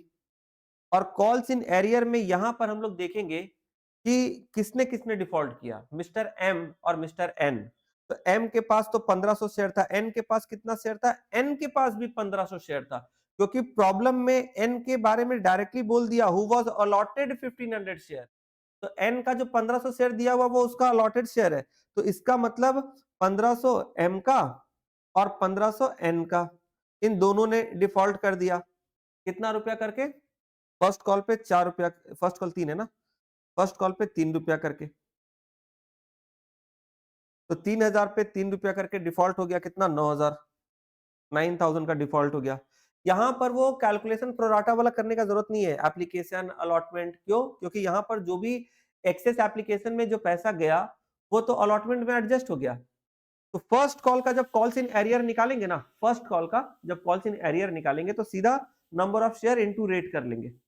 यहां पर सीधा क्या करेंगे, नंबर ऑफ शेयर जिस पे डिफॉल्ट हुआ है इनटू रेट 9,000। अब बैलेंसिंग फिगर से यहां पर क्या करेंगे, 2,31,000, 2,31,000 ये हो गया बैलेंसिंग फिगर। अब फर्स्ट कॉल के बाद कंपनी ना मिस्टर एम का शेयर फॉरफिट कर रही है। ध्यान से सुनना मैंने क्या बोला, फर्स्ट कॉल हो गया, इसके बाद कंपनी फाइनल कॉल करने के पहले फॉरफीचर कर रही है, किसका? मिस्टर एम के शेयर का। तो शेयर का फॉरफीचर का एंट्री एक बार मन में रिकॉल करो, जिसको याद आ जाए जल्दी सा रेज, हैंड रेज करके जल्दी सा बताओ। हाँ बोलो।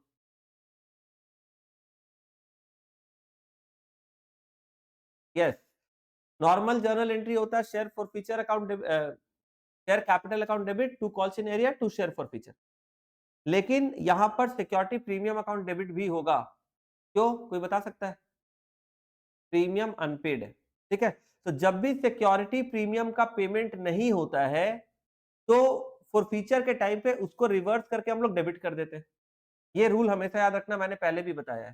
प्रीमियम जब अनपेड रहता है, प्रीमियम जब अनपेड रहता है, फिर फॉरफीचर के टाइम पे उसका रिवर्सल हो जाता है, सिक्योरिटी प्रीमियम को फॉरफीचर के एंट्री में डेबिट में लिखा जाता है। तो नॉर्मल जर्नल एंट्री क्या होता है, share capital account debit to calls in arrear to share forfeiture, पर यहां पर एक एक्स्ट्रा डेबिट होगा।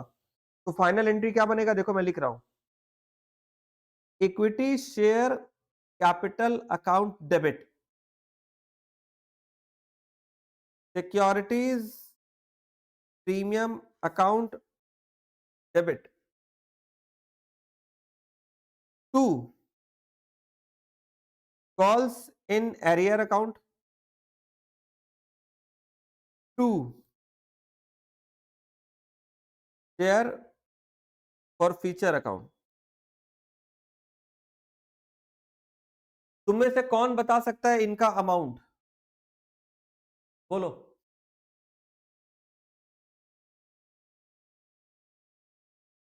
अभी मैं लिख रहा हूँ, फाइनल नहीं है। स्टूडेंट मेरे को बता रहा, मैं लिख रहा हूँ। सही भी हो सकता है, गलत भी हो सकता है, तो आप अभी नोट ना करें। बोलो 1500 इंटू 8,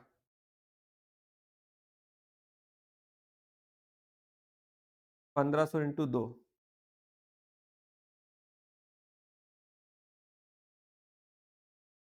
1500 इंटू इसका कितना 7, और इसमें बैलेंसिंग फिगर। तो एक स्टूडेंट ने ये आंसर दिया है कि सर इस तरीके से हम लोग फिगर निकालेंगे। मतलब तुम हर एंट्री में एक फिगर बैलेंसिंग फिगर से जरूर निकालोगे। हाँ, इजी तो रहेगा, समय तो बचेगा, लेकिन बैलेंसिंग फिगर से जब हम लोग कोई अमाउंट निकालते हैं ना किसी भी चीज का, तो ये तब सुटेबल होता है जब बाकी के सारे अमाउंट में आप कॉन्फिडेंट हो। किसी भी जर्नल एंट्री में अगर मोर देन वन डेबिट या मोर देन वन क्रेडिट है, यानी कि कॉम्प्लेक्स जर्नल एंट्री है, कंबाइंड जर्नल एंट्री है, और आप बाकी सारे एंट्री के अमाउंट के ऊपर आप कॉन्फिडेंट हो, बाकी सारे कैलकुलेशन पे आप कॉन्फिडेंट हो, तो किसी एक का फिगर आप बैलेंसिंग के थ्रू निकाल सकते हो, provided you are confident about the other figures. So are you confident about the other figures? He is saying yes. Very confident, sir. Very confident. आप लोगों को किनको किनको लग रहा है कि ये ठीक बोल रहा है? सुनो, ये चैप्टर बहुत टेक्निकल है। सोच कर बताओ। Take your time, no problem. ठीक है, अस्मिता चैट में जवाब दे सकती हो। ठीक है, चलो 1 मिनट का टाइम लो। स्क्रीन पे जो लिखा है देखकर बताओ किसको किसको सही लग रहा है।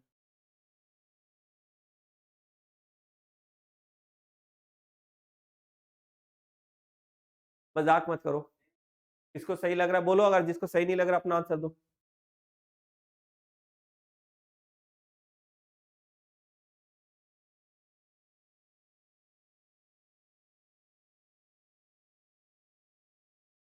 सर थोड़ा हिंट दीजिए ना सर, किसको उसको हिंट चाहिए?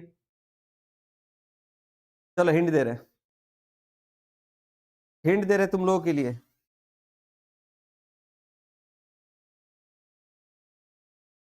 सुनो, 1 मिनट।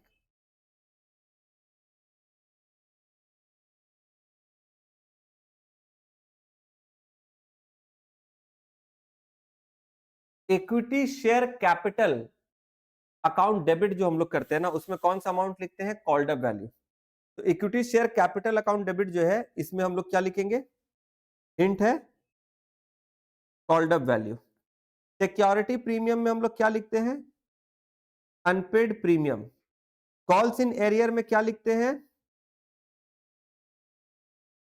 Unpaid amount. और इसमें हम लोग क्या लिखते हैं? Paid amount. Paid amount. और यहां पर एक स्टार मार्क है। अब इसका मीनिंग इंटरप्रिटेशन खुद ही समझो। चलो अब बताओ, हम लोगों को समझ में आ रहा है?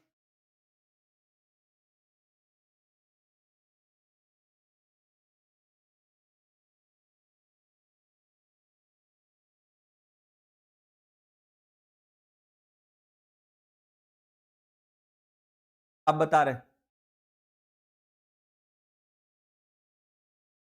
चलो, ये जो आंसर दिया इस लड़के ने, इसके आंसर को क्या करते हैं हम? साइड में लिखते हैं, देखते हैं ये सही है या गलत। सही है, गलत है, ये भी गलत है, क्योंकि एक भी गलत है तो ये गलत है। इसका देखना पड़ेगा। ठीक है, तो चलो एक बार देखते हैं करेक्ट अमाउंट क्या होगा। अब आप लोग ध्यान दीजिए, सब लोग ध्यान देना। यहाँ पर शेयर कैपिटल में हम लोग डेबिट करते हैं कॉल्ड अप वैल्यू। तो अभी हम लोग किसका फॉरफीचर कर रहे हैं? मिस्टर एम का। मिस्टर एम के पास कितना शेयर था? हमने वर्किंग में निकाला था, 1500 शेयर अलॉटेड था। 2400 उसने अप्लाई किया था, 2400, पर कंपनी ने अलॉट किया 1500। तो 1500 शेयर। अब यहां पर प्रॉपर अटेंशन चाहिए, सब लोग ध्यान से सुनना। कंपनी ने अलॉट किया 1500 शेयर, और अभी फाइनल कॉल नहीं हुआ 2 रुपया का, यानी कि कॉल्ड अप वैल्यू है 8। तो 1500 इंटू 8, ये हो गया शेयर कैपिटल का value, called up value. Correct है। सिक्योरिटी प्रीमियम का मतलब क्या होता है? जो प्रीमियम पे नहीं हुआ। अब सबसे पहले देखो कि प्रीमियम कौन कौन से इंस्टॉलमेंट में है। अगर क्वेश्चन पढ़ोगे तो तुम्हें पता चलेगा, मैं दिखा दे रहा हूं क्वेश्चन। क्वेश्चन पढ़ोगे तो तुम्हें पता चलेगा कि टोटल 4 रुपया का प्रीमियम है, जिसमें से 2 रुपया एप्लीकेशन पे है और 2 रुपया अलॉटमेंट पे है। 4 रुपया का कंपनी प्रीमियम ले रही है, जिसमें 2 रुपया एप्लीकेशन पे ले रही है, 2 रुपया अलॉटमेंट पे ले रही है। एप्लीकेशन का तो कोई डिफॉल्ट होता नहीं है, एप्लीकेशन का पेमेंट हो गया तो इसके अंदर प्रीमियम का भी पेमेंट हो गया। जब एप्लीकेशन का पेमेंट हो गया तो प्रीमियम का भी पेमेंट हो गया।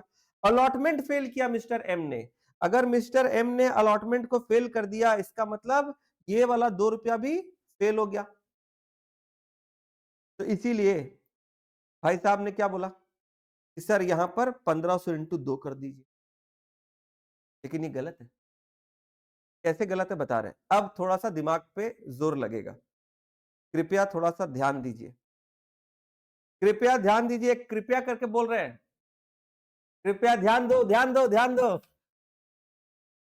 तुम लोग समझे?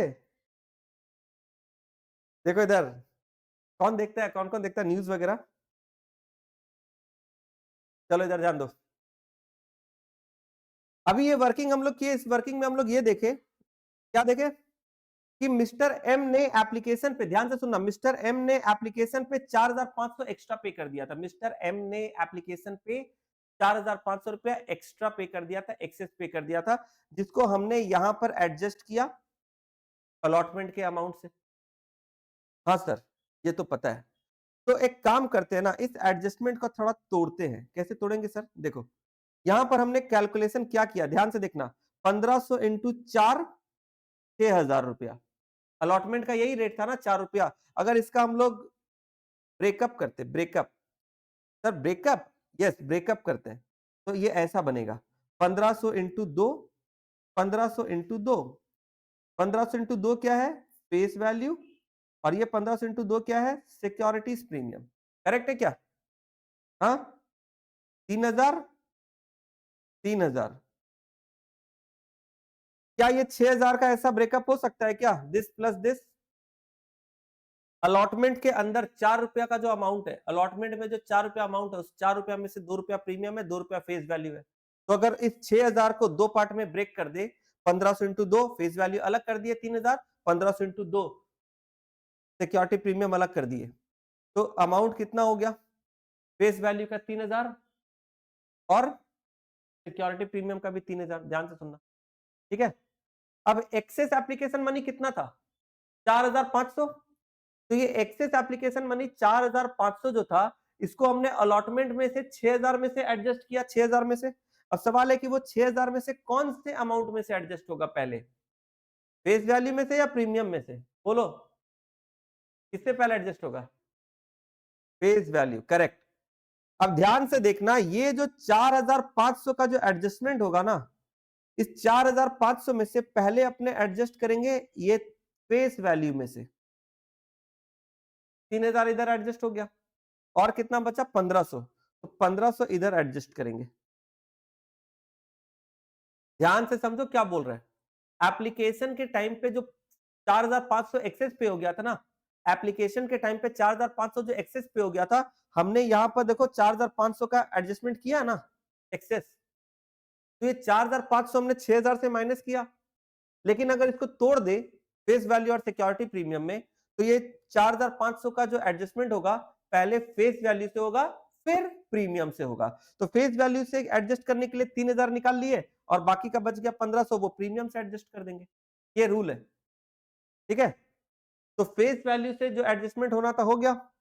अब फेस वैल्यू में कुछ भी नहीं बचा, और सिक्योरिटी प्रीमियम में 1500 बचा।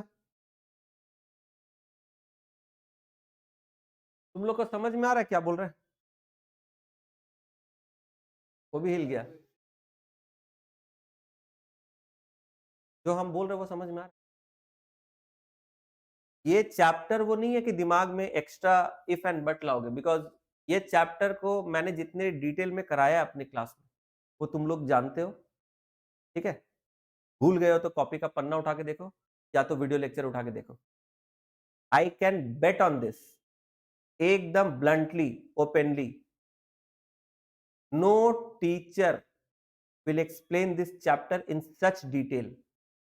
एकदम बता रही है चैप्टर जो है ना, मतलब ये chapter this is my one of the forte. वैसे अब फोर्टे का क्या ही बात करें, भगवान की कृपा है, सारा चैप्टर ही अच्छा है। पर ये जो चैप्टर है ना, इसमें स्टूडेंट का डर मिटा देते हैं अगर कोई स्टूडेंट सही तरीके से कर ली। तुम लोग को इसलिए बोल रहे हैं, इसमें अब तुम इफ एंड बट करोगे तो इफ एंड बट में क्या होगा कि उसका आंसर तुमको खुद ही सोचना पड़ेगा, because when question is modified answer is also modified. और एक केसेस से मल्टीपल केसेस निकल सकते हैं, बट अभी जो केस पढ़ रहे हैं इस केस को समझो, ठीक है। तो पहले ये समझो कि 4500 का जो एक्सेस एप्लीकेशन मनी था वो हमने एडजस्ट किससे किया, वो हमने एडजस्ट किया किससे बोलो। पहले एडजस्ट किया फेस वैल्यू से 3000 और बाकी एडजस्ट किया हमने किससे, सिक्योरिटी प्रीमियम से। तो सिक्योरिटी प्रीमियम का बाकी का बैलेंस 1500 रह गया अनपेड। तो सिक्योरिटी प्रीमियम कितना अनपेड है बोलो, 1500। तो जो तुम कैलकुलेशन बोले थे, कितना बोले थे सिक्योरिटी प्रीमियम अनपेड का, 1500 इंटू 2 3000, तो वो नहीं होगा। 1500 इंटू 3000 नहीं होगा, कितना होगा, सिर्फ 1500। तुम देखो लॉजिक समझ में आ रहा है। तो यहां पर जो कॉल्स इन एरियर आया था ना, ध्यान से देखना, ये जो कॉल्स इन एरियर आया था ना 1500 का, ये एक्चुअली में ये 1500 है, सिक्योरिटी प्रीमियम वाला 1500। समझ में आया। तो अनपेड प्रीमियम कितना है, 1500। अब क्लियर है। देखिए कितना डीप कॉन्सेप्ट है इसमें। नहीं सर, नहीं समझ में आया। नहीं समझ में आया तो कोई बात नहीं, आज का लेक्चर हम यूट्यूब में डाल देंगे, आप उसको मल्टीपल टाइम सुन सकते, ठीक है। क्योंकि समय का अभाव है। हाँ, करेक्ट करेक्ट करेक्ट। हम्म हम्म अरे स्टैंड अप कॉमेडियन बनने में आजकल ज्यादा पैसा है। नहीं नहीं नहीं नहीं, हम डेबिट क्रेडिट में खुश है। ठीक है, सुनो इधर ध्यान से सुनो। अरे सुनो सुनो, इधर सुनो देखो। सिक्योरिटी प्रीमियम जो है यहां पर हम लोग ऐसे करेंगे, देखो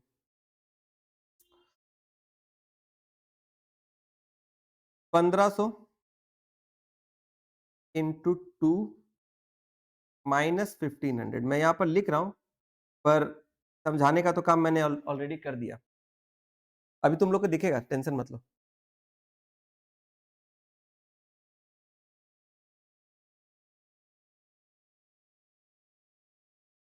तो इसने क्या बोला था, पहले का बोला था 1500 इंटू 8, ये करेक्ट था। दूसरा बोला था 1500 इंटू 2, ये इनकरेक्ट हो गया। तीसरा क्या बोला था, 1500 इंटू 7, दिल तो बोल रहा है ये भी गलत है। देख लेते हैं। 1500 इंटू 7 कॉल्स इन एरियर का बोला था।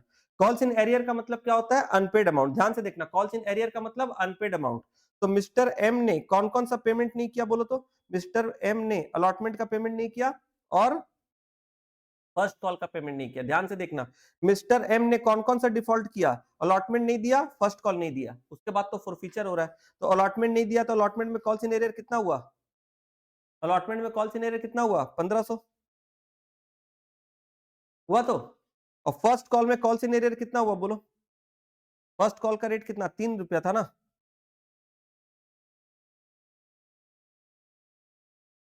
4500, टोटल कितना हो गया, 6000। ये तो 6000 होगा।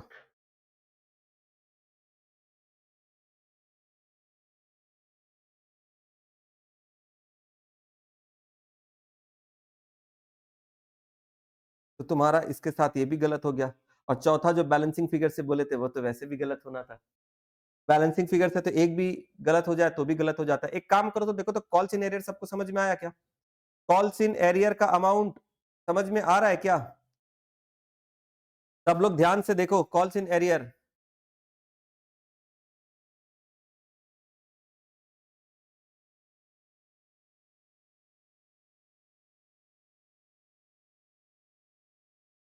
कॉल्स इन एरियर 6000 समझ में आया सबको, क्लियर है। ये जो 1500 है ये किसका है, अलॉटमेंट का।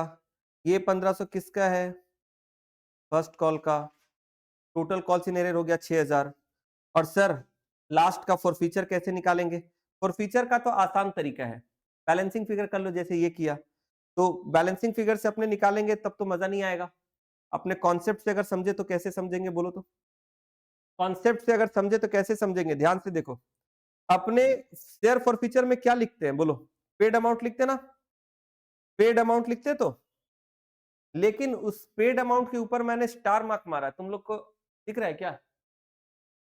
ये पेड अमाउंट के ऊपर देखो छोटा सा मैंने स्टार मार्क मारा है, इधर देखो इधर, दिखा? कोई मुझे बता सकता है ये इसका स्टार का क्या मतलब है? पेड अमाउंट के ऊपर?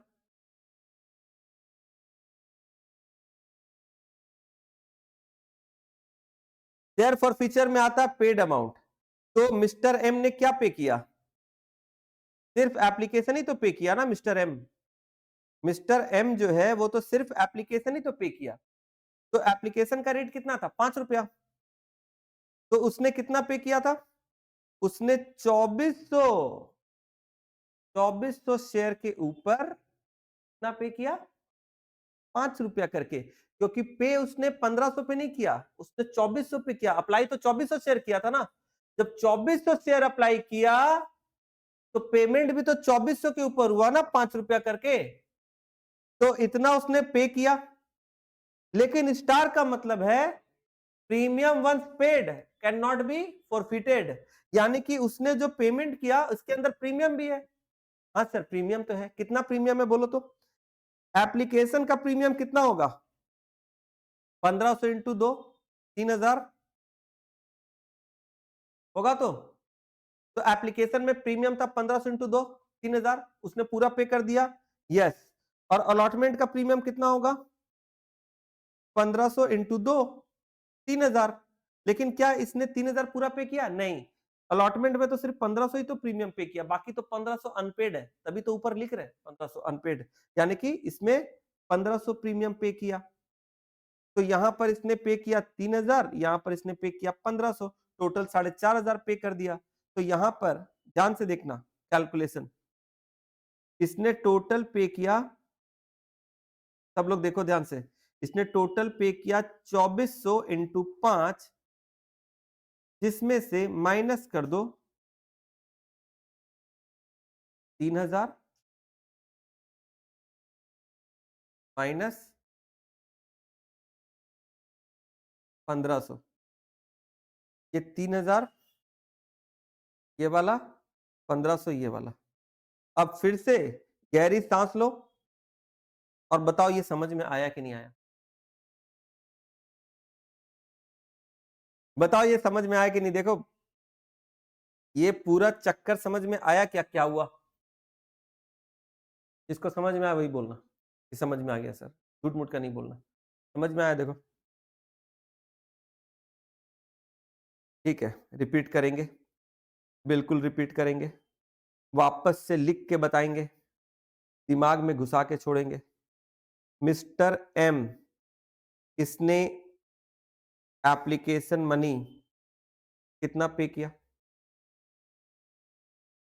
2400 इंटू 5 कितना होता है?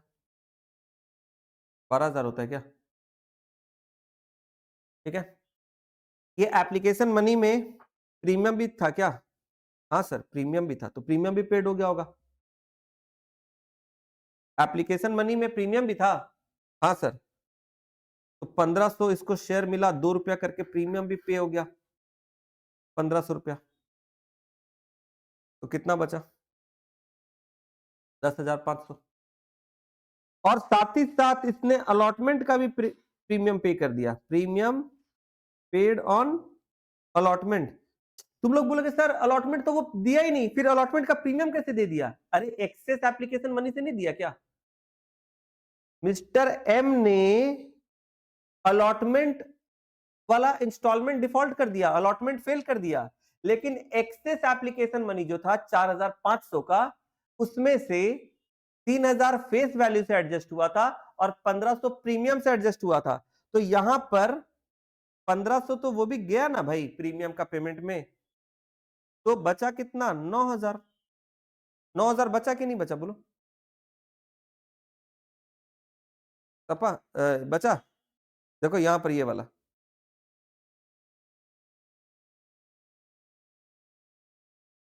ठीक है। तो इस तरीके से यहां पर एंट्री करना पड़ेगा।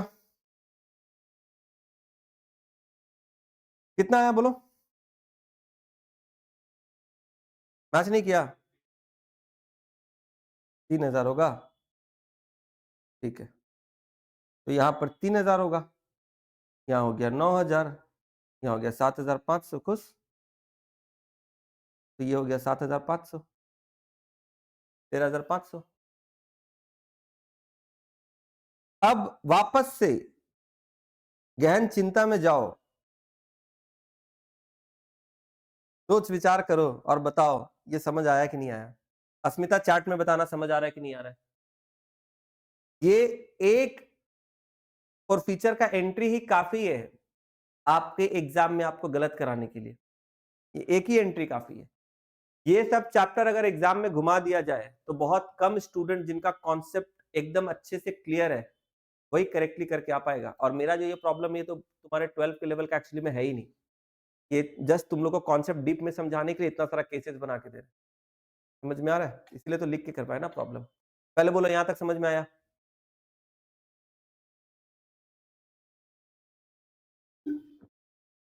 इतना बोले तुम लोग को समझाने के लिए, गला सूख गया। चलो अब इसके आगे आगे बढ़े। अब इसके बाद क्या होगा सर? इसके बाद क्या होगा? फाइनल कॉल ड्यू करेंगे। फाइनल कॉल ड्यू करेंगे, ध्यान से देखना। Equity share final call account debit to equity share capital account. अब ध्यान से देखना, अपने पास टोटल 80,000 शेयर्स था जिसमें से 1500 क्या हो गया? फॉरफिट हो गया। तो फाइनल कॉल अपने कितने पे करेंगे? 78,500 के ऊपर 2 रुपया करके। ध्यान से समझना, जो शेयर आपने फॉरफिट कर लिया, जो शेयर आपने फॉरफिट कर लिया उसके ऊपर फाइनल कॉल थोड़ी करोगे। तो फाइनल कॉल का एंट्री लिखो, equity share final call account debit to equity share capital. Equity share final call account debit to equity share capital, और अमाउंट हो जाएगा 78,500 इंटू 2। 78,500 इंटू 2, ठीक है। अब इसका रिसीव का एंट्री करेंगे। अब रिसीव में यहां पर भी किसने किसने डिफॉल्ट किया फाइनल कॉल में? एन और के।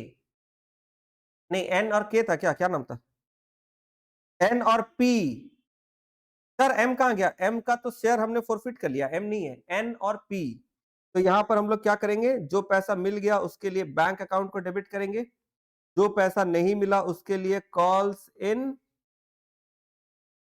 एरियर अकाउंट को डेबिट करेंगे, और to equity share final call account ये करेंगे। इक्विटी शेयर एक बार मल्टीप्लाई करके बताना कितना आता है? 78,500 इंटू 2, 78,500 इंटू 2, 157,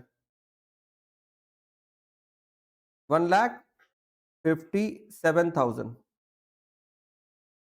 ठीक है, तो 157 जो डेबिट किए वो यहां पर क्रेडिट हो जाएगा 157। अब यहां पर कॉल्स इन एरियर कैसे निकालेंगे? ध्यान से देखना, कॉल्स इन एरियर कैसे निकलेगा? अभी फाइनल कॉल के बाद कौन डिफॉल्ट कर रहा है?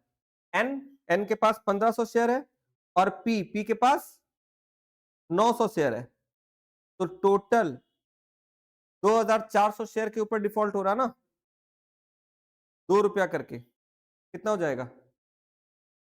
4800। कितना हो जाएगा? 1,52,200। ये कैसे आया? बैलेंसिंग फिगर से। अब फाइनल कॉल के बाद इसका भी फॉरफीचर हो रहा है, किसका? एन का। तो फिर से हम लोग क्या करेंगे? अच्छा, एन ने क्या क्या डिफॉल्ट किया था बोलो तो? एन ने क्या डिफॉल्ट किया था? फर्स्ट एंड फाइनल कॉल दोनों। तो फर्स्ट और फाइनल में क्या प्रीमियम था? नहीं, फर्स्ट फाइनल में कोई प्रीमियम नहीं था, तो प्रीमियम तो कुछ डिफॉल्ट हुआ नहीं उसका। तो यहां पर जब फॉरफीचर का एंट्री करेंगे तो सिक्योरिटी प्रीमियम डेबिट नहीं होगा। तो यहां फॉरफीचर का एंट्री क्या बनेगा? Equity share capital account debit, सीधा लिखेंगे to calls in arrear account to share forfeiture account. फिर से एक बार बता रहे, ध्यान से सुनना। पिछले वाले फॉर फीचर के एंट्री में देखो ऊपर, यहां पर जो फॉर फीचर का एंट्री है ये वाला देखो, यहां वाले फॉर फीचर एंट्री में हमने दो डेबिट किया था, equity share capital account debit और सिक्योरिटीज प्रीमियम अकाउंट डेबिट। तो सिक्योरिटी प्रीमियम डेबिट तभी होता है फॉर फीचर के टाइम पे अगर कोई प्रीमियम का अमाउंट अनपेड है। लेकिन अभी जो ये वाला एंट्री है यहां पर अपने सिक्योरिटी प्रीमियम को डेबिट नहीं किए। क्यों नहीं डेबिट किए? क्योंकि मिस्टर एन ने एप्लीकेशन अलॉटमेंट दोनों पे कर दिया, फर्स्ट और फाइनल उसने फेल किया। तो प्रीमियम तो एप्लीकेशन अलॉटमेंट में था, वो तो पे हो गया, यानी प्रीमियम पूरा पे हो गया। फर्स्ट और फाइनल में कोई प्रीमियम था ही नहीं, तो यहाँ पर प्रीमियम का कोई डिफॉल्ट नहीं है। यहाँ पर कितना लिखेंगे? इक्विटी शेयर कैपिटल में लिखेंगे 1500 इंटू 10, क्योंकि कॉल्ड अप वैल्यू क्या है? 10 रुपया। Calls in arrear unpaid amount, unpaid amount कितना है बोलो? फर्स्ट कॉल का 3 रुपया, फाइनल कॉल का 2 रुपया, 5 रुपया। और पेड अमाउंट कितना है? 1500 इंटू 5। तुम बोलोगे सर पेड अमाउंट तो एप्लीकेशन का 5 और अलॉटमेंट का 4, 1500 इंटू 9 होना चाहिए, 5 और 4 9। अरे उस 9 में से 4 रुपया तो प्रीमियम है। प्रीमियम जब पे हो जाता है तो फॉरफीचर में नहीं आता। Premium once paid can not be forfeited. तो उसने पे तो एप्लीकेशन 4 रुपया, एप्लीकेशन 5 रुपया किया और अलॉटमेंट 4 रुपया किया, टोटल 9 रुपया उसने पेमेंट किया। लेकिन उस 9 रुपए के अंदर 4 रुपया प्रीमियम था और इसीलिए प्रीमियम को हम लोग फॉरफीचर में नहीं लेंगे। फॉरफीचर में हम लोग क्या लेते हैं? सिर्फ फेस वैल्यू का पोर्शन। तो इसी के साथ हम लोग यहाँ पर लिखेंगे 15,000 और यहाँ पर लिखेंगे 7,500, 7,500। सर समझ में नहीं आया सर, आप बहुत स्पीड में बोल के निकल गए, क्या करें? ये तो रिवीजन क्लास है ना। हाँ हाँ, क्या क्या बोल रहा, बोलो।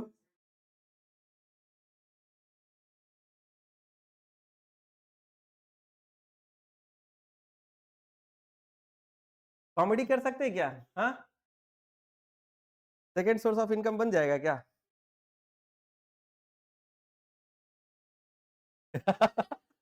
तो आप उसको फर्स्ट बना लीजिए। तो पढ़ाई आप उतना अच्छा नहीं करते जितना कॉमेडी करते हैं। और जोक्स अगर क्रैक करेंगे तो पैसा मिलेगा। जोक्स तो मेरा एकदम क्लासी है। चलो छोड़ो। अच्छा, दोनों फॉर फीचर हो गया, फाइनल कॉल तक सारा एंट्री कर लिए, 2 बार फॉर फीचर कर लिया। अब क्या करेंगे? अब करेंगे रीइशू। अब रीइशू का 2 एंट्री होता है। पहला वाला तो हलवा है, दूसरा वाला में टेंशन है। तो पहले सिंपल वाला कर लेते हैं। फॉर फीचर का एंट्री क्या होता है? बैंक अकाउंट डेबिट जितने में, सॉरी फॉर फीचर नहीं, फॉर फीचर हो गया रीइशू का एंट्री। तो रीइशू में क्या होता है? आप जितना शेयर रीइशू कर रहे हो, जितने रुपए में रीइशू कर रहे हो, उसके लिए आप लिख लो बैंक अकाउंट डेबिट। तो बैंक अकाउंट डेबिट मतलब जो पैसा मिल गया। रीइशू आप कितना शेयर कर रहे हो? कितना बोला रीइशू में? 2000 शेयर रीइशू कर रहे हैं 9 रुपया करके, यानी कि अपने 2000 शेयर रीइशू कर रहे हैं 9 रुपया करके, तो अपने को 2000 शेयर के ऊपर 9 रुपया मिलेगा। लेकिन अपने शेयर का फेस वैल्यू तो 10 है, 10 रुपए के फेस वैल्यू वाले शेयर को 9 रुपया में रीइशू कर रहे हैं, तो अपना लॉस हो जा रहा है 1 रुपया का। इसको एडजस्ट करेंगे शेयर फॉर फीचर से। तो share forfeiture account debit loss adjust करने के लिए, तो अपना 2000 के ऊपर 1 रुपया का लॉस हो रहा है, इसको एडजस्ट कर, ठीक है। और फिर टू क्या लिखेंगे? इक्विटी शेयर कैपिटल अकाउंट, सीधा यहां पर कैपिटल में डाल दो। 2000 इंटू 10 कितना हो जाएगा बोलो तो अमाउंट? 18,000, 2000 और 20,000। ये तो एकदम इजी है, सिंपल, ठीक है। ये तो सिंपल है ना। 2000 शेयर इशू किया 9 रुपया करके, 1 रुपया का लॉस हो गया, शेयर फॉर फीचर से ले लिए। एंट्री तो रटा रटाया है, bank account debit, share forfeiture account debit, to equity share capital. Entry रटे हो तो तुम लोग, हाँ, रट्टाबाजी किया है तो एंट्री तो एकदम रट लेने का। हालांकि समझाए हैं, जब मेन चैप्टर करा रहे थे तो डिटेल में सारे एंट्री समझाया है, पर एग्जाम पॉइंट ऑफ व्यू से जल्दी जल्दी करने के लिए थोड़ा सा याद रखना जरूरी है। तो ये एंट्री याद होना चाहिए, आई होप याद होगा सबको, ठीक है। नहीं याद है तो एकदम रट के कर लो। अब आखिरी एंट्री, आखिरी पड़ाव, आखिरी पड़ाव का आखिरी एंट्री। एंट्री रटा हुआ है किसी को? क्या है आखिरी एंट्री?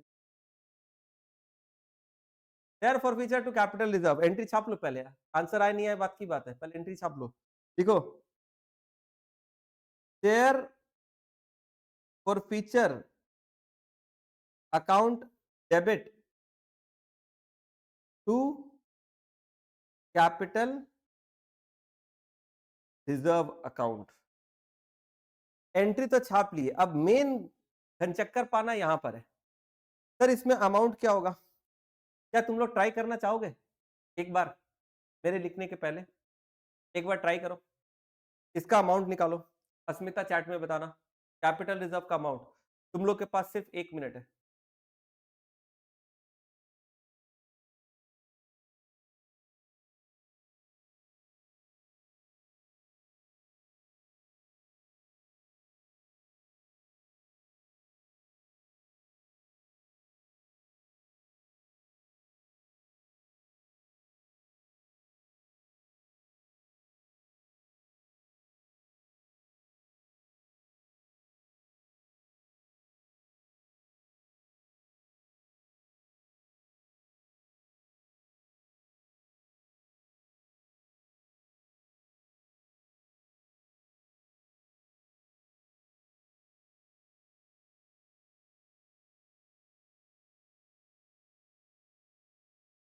अमाउंट बोलो ना,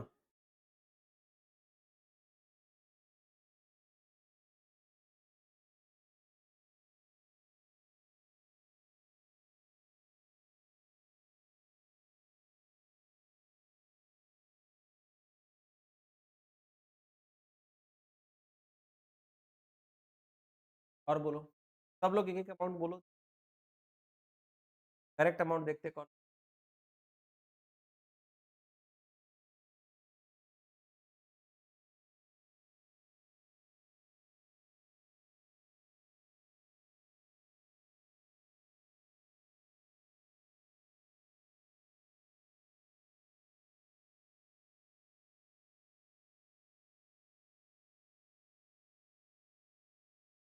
कर रहा है, कैसे कैसे लोग हैं, कहां से आते हैं ये लोग, कुछ भी बोल रहा है, तुक्का मार रहा है। ध्यान से देखो, अब ध्यान से सुनो, ये जो शेयर फॉर फ्यूचर है, ये एक्चुअली एंट्री क्या चीज का बोलो तो, ये एंट्री है रीइश्यू का। देखो ये जो दो एंट्री है ना स्क्रीन पे जो दिख रहा है, ये दोनों रीइश्यू का एंट्री है। तो शेयर फॉर फ्यूचर जो हम लोग करते हैं ना, share forfeiture account debit to capital reserve, ये भी रीइश्यू का इशू का ही तो एंट्री बनता है, एक ऊपर वाला रिसीव करने का, दूसरा जो है ये प्रॉफिट को कैपिटलिज्म में ट्रांसफर करना। अब सबसे पहले बताओ कि टोटल रीइश्यू कितना हुआ, 2000, टोटल फॉरफिट कितना हुआ था, 3000, टोटल फॉरफिट हुआ 3000 शेयर, है ना।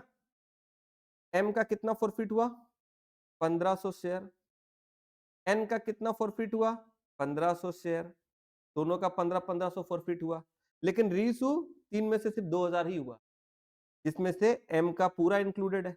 किसका पूरा इंक्लूडेड, एम का कि एन का, एन का पूरा इंक्लूडेड है, यानी एम का कितना है, इसका सिर्फ 500 है, यही तो है ना। तो एन का जितना फॉरफिट हुआ, ध्यान से देखो, एन एन एन एन का जितना फॉरफिट हुआ पूरा रीइश्यू हो गया, लेकिन एम का जितना फॉरफिट हुआ उसका सिर्फ 1/3 रीइश्यू हुआ, 1/3 रीइश्यू हुआ, दिख रहा है ना, 1500 में से 500 मतलब 1/3 रीइश्यू। अब तुम देखो यहां पर ध्यान से कि एन का हमने कितना अमाउंट फॉरफिट किया था, 7500 हमने फॉरफिट किया था, एम का कितना अमाउंट फॉरफिट किया था, 7500 फॉरफिट किया था। सर ये कहां से लिख रहे हैं आप 7000, फॉर फीचर के एंट्री में देखो टू शेयर फॉर फीचर, सब लोग कॉपी में देखो, फॉर फीचर वाले एंट्री में देखो टू शेयर फॉर फीचर में कितना है, दो बार हमने फॉर फीचर किया, एक एम के लिए एक एन के लिए, तो एम वाला फॉर फीचर का एंट्री, एन वाला फॉर फीचर, दोनों देखो, दोनों में हमने लिखा टू, 7500 7500 दोनों में है, यानी एम के लिए भी हमने 7500 फॉरफिट किया, एन के लिए भी 7500 फॉरफिट, एन का तो पूरा ही रीइश्यू हो गया, तो 7500 जितना फॉरफिट हुआ वो यहाँ आ गया, लेकिन एम का पूरा रीइश्यू नहीं हुआ, 1/3 रीइश्यू हुआ, तो इसका अमाउंट भी यहाँ पर क्या हो जाएगा, 1/3 हो जाएगा, 7500 का 1/3 कितना होता है, 2500। अब ये 2500, ये 7500, ये दोनों का टोटल करेंगे तो कितना आएगा? 10,000। यानी इसको हम लोग क्या बोलते हैं मालूम है? Amount forfeited on the issued share. Main class में मैंने एक टेबल बना के तुम लोग, shares forfeited, amount forfeited, shares reissued, amount forfeited on reissued share. एक टेबल का बहुत सुंदर सा स्ट्रक्चर मैंने बनाया था और बोला था इसको ही एग्जाम में तुम लोग फॉलो करना और इसी को लिखकर एग्जाम में कैलकुलेशन, प्रेजेंटेबल भी होगा और गलती होने का चांसेस भी। अगर भूल गए हो, याद नहीं आ रहा तो घर पे जाके, और जिनको याद आ रहा है, समझ में आ रहा है, उनको ये कैलकुलेशन, ठीक है? तो जिसका आपने पूरा रीइश्यू कर दिया, उसका पूरा फॉरफीचर का अमाउंट यहां पर आ जाएगा। जिसका आपने 1/3 रीइश्यू किया, उसका फॉरफीचर का अमाउंट भी 1/3 हो जाएगा।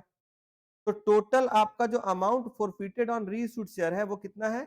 10,000। और इसमें से आपका लॉस जो हुआ है वो कितना हुआ? 2,000। तो कैपिटल रिजर्व में कितना जाएगा बोलो? वैसे तो तुम सभी बोले। ये कैसे आ रहा है देखो, शेयर फॉरफीचर ध्यान से देखना, ये कैसे आ रहा है, मैं यहां पर लिख रहा हूं। एम का 2500 और इसका 7,500, टोटल ये हो गया, माइनस लॉस इशू में कितना जा रहा है? 2,000। अभी टेबल नहीं बना रहे, पर ये कैलकुलेशन है, समझ में आया? कैपिटल रिजर्व, यही वो जगह है जहां पर आकर सारे स्टूडेंट परेशान हो जाते हैं। और रुको, अभी यही नहीं, अभी और सुनिए, बैलेंस शीट। अब बैलेंस शीट नहीं बनाते हैं अपने, क्या करते हैं ना, नोट्स टू अकाउंट बनाते हैं, ठीक है?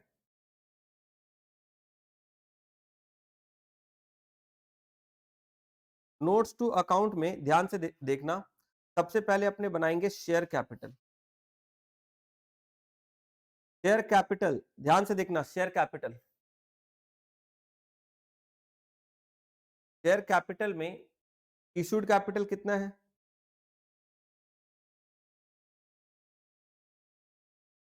कंपनी ने, सुनो, 80,000, कंपनी ने 80,000 इशू किया था, तो इसमें से एक बार फॉरफिट किया 1500, फिर से दोबारा फॉरफिट किया 1500, उसके बाद रीइशू कितना किया? 2,000। 3,000 फॉरफिट करके 2,000 इशू किया। तो अभी कंपनी के पास कितना शेयर है जो मार्केट में? 79,000 equity share at the rate ₹10 each, ठीक है? इसके बाद सब्सक्राइब्ड कैपिटल,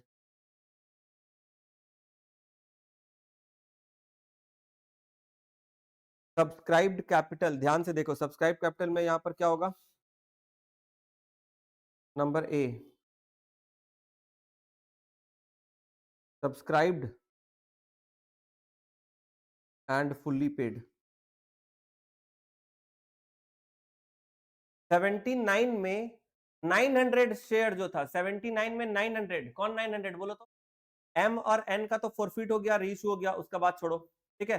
900 जो मिस्टर पी का था, वो तो फाइनल कॉल नहीं दिया था ना, तो उसका कितना था? 900, तो उसको हटा दो, बाकी कितना बचा? 78,100 equity share at the rate ₹10 each, ये फुल्ली पेड है।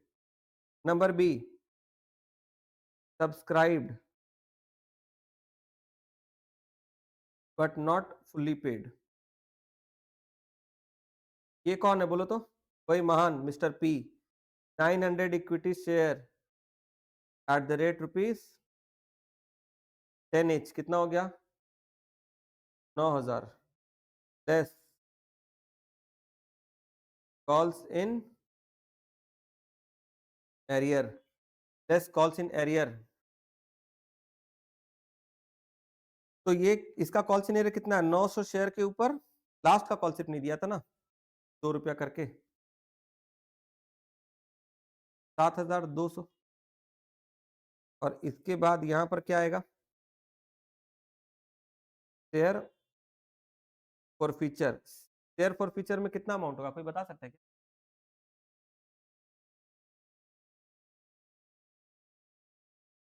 देखो एन का जो शेयर फॉर फीचर था 7,500, वो तो पूरा ही कैपिटल रिजर्व चला गया। एम का जो शेयर फॉर फीचर था 7,500, उसमें 2500 कैपिटल रिजर्व में चला गया, 5,000 बचा हुआ है। यहाँ पर 5,000 होगा, नॉट 7,000। 7,500 में से 2500 चला गया ना कैपिटल रिजर्व में। सर आप किसका बात करें, समझ नहीं आया।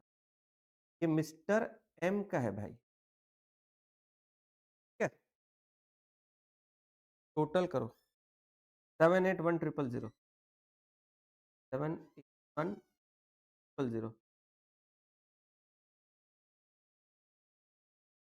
ये शेयर कैपिटल हो गया 79।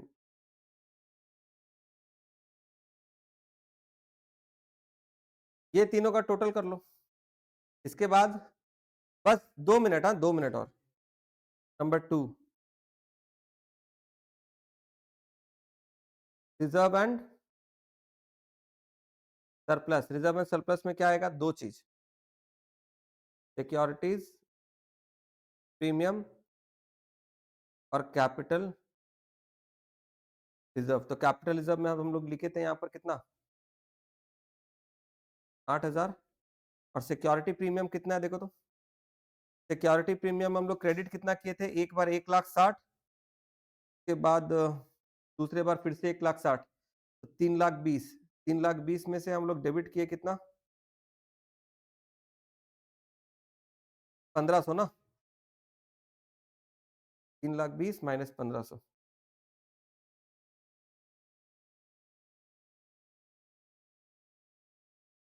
कितना होता है,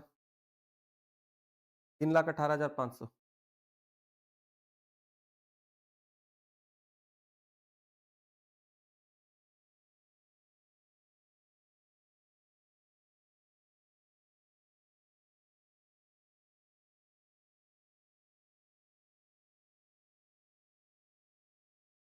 एक बार ये तीनों का टोटल करना, 7,5,12,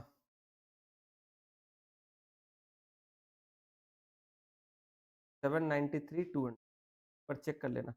अब एक काम करो तुम लोग, ये जो अमाउंट है 793,200 और एक बार ये जो अमाउंट है 326,500, एक बार ये दोनों का टोटल करो, कितना आ रहा है बोलो। और कोई एक जन ना बैंक अकाउंट का टोटल करो, ये कितना आ रहा है, ये दोनों का टोटल बताना, ठीक से करो।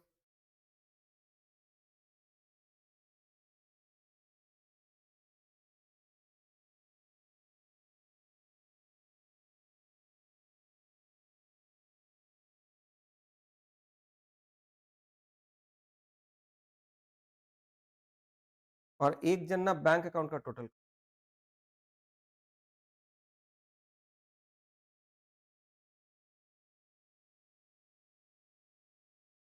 बोलो शेयर कैपिटल और रिजर्व एंड सरप्लस का टोटल कितना आ रहा है, या कोई आया, 1119700। और एक बार कैश एट बैंक देखो, जहां जहां भी जर्नल एंट्री में बैंक डेबिट हुआ है तो प्लस करो, और जहां पर क्रेडिट, एक ही जगह क्रेडिट हुआ होगा रिफंड में, तो माइनस करो। देखो तो कितना आ रहा है, ऑल बैंक डेबिट प्लस और रिफंड वाला बैंक क्रेडिट। आराम से करो, शांति से।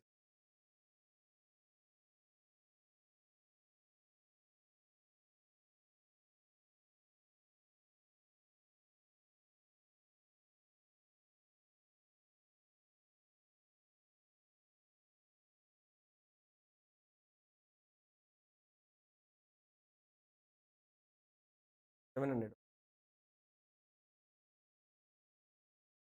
11,19,700 यही आना चाहिए, ठीक है।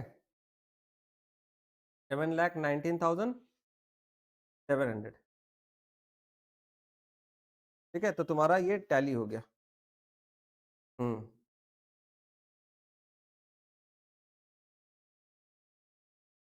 700 होगा।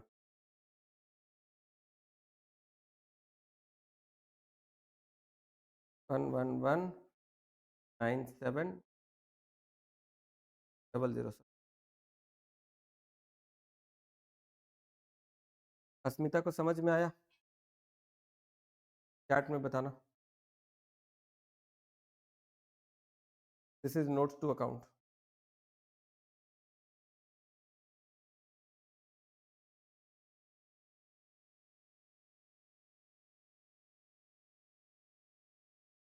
तो ये जो प्रॉब्लम था, इस एक प्रॉब्लम को सॉल्व मैंने करा दिया, बैलेंस शीट भी मैंने करवा दिया एक तरीके से, ठीक है?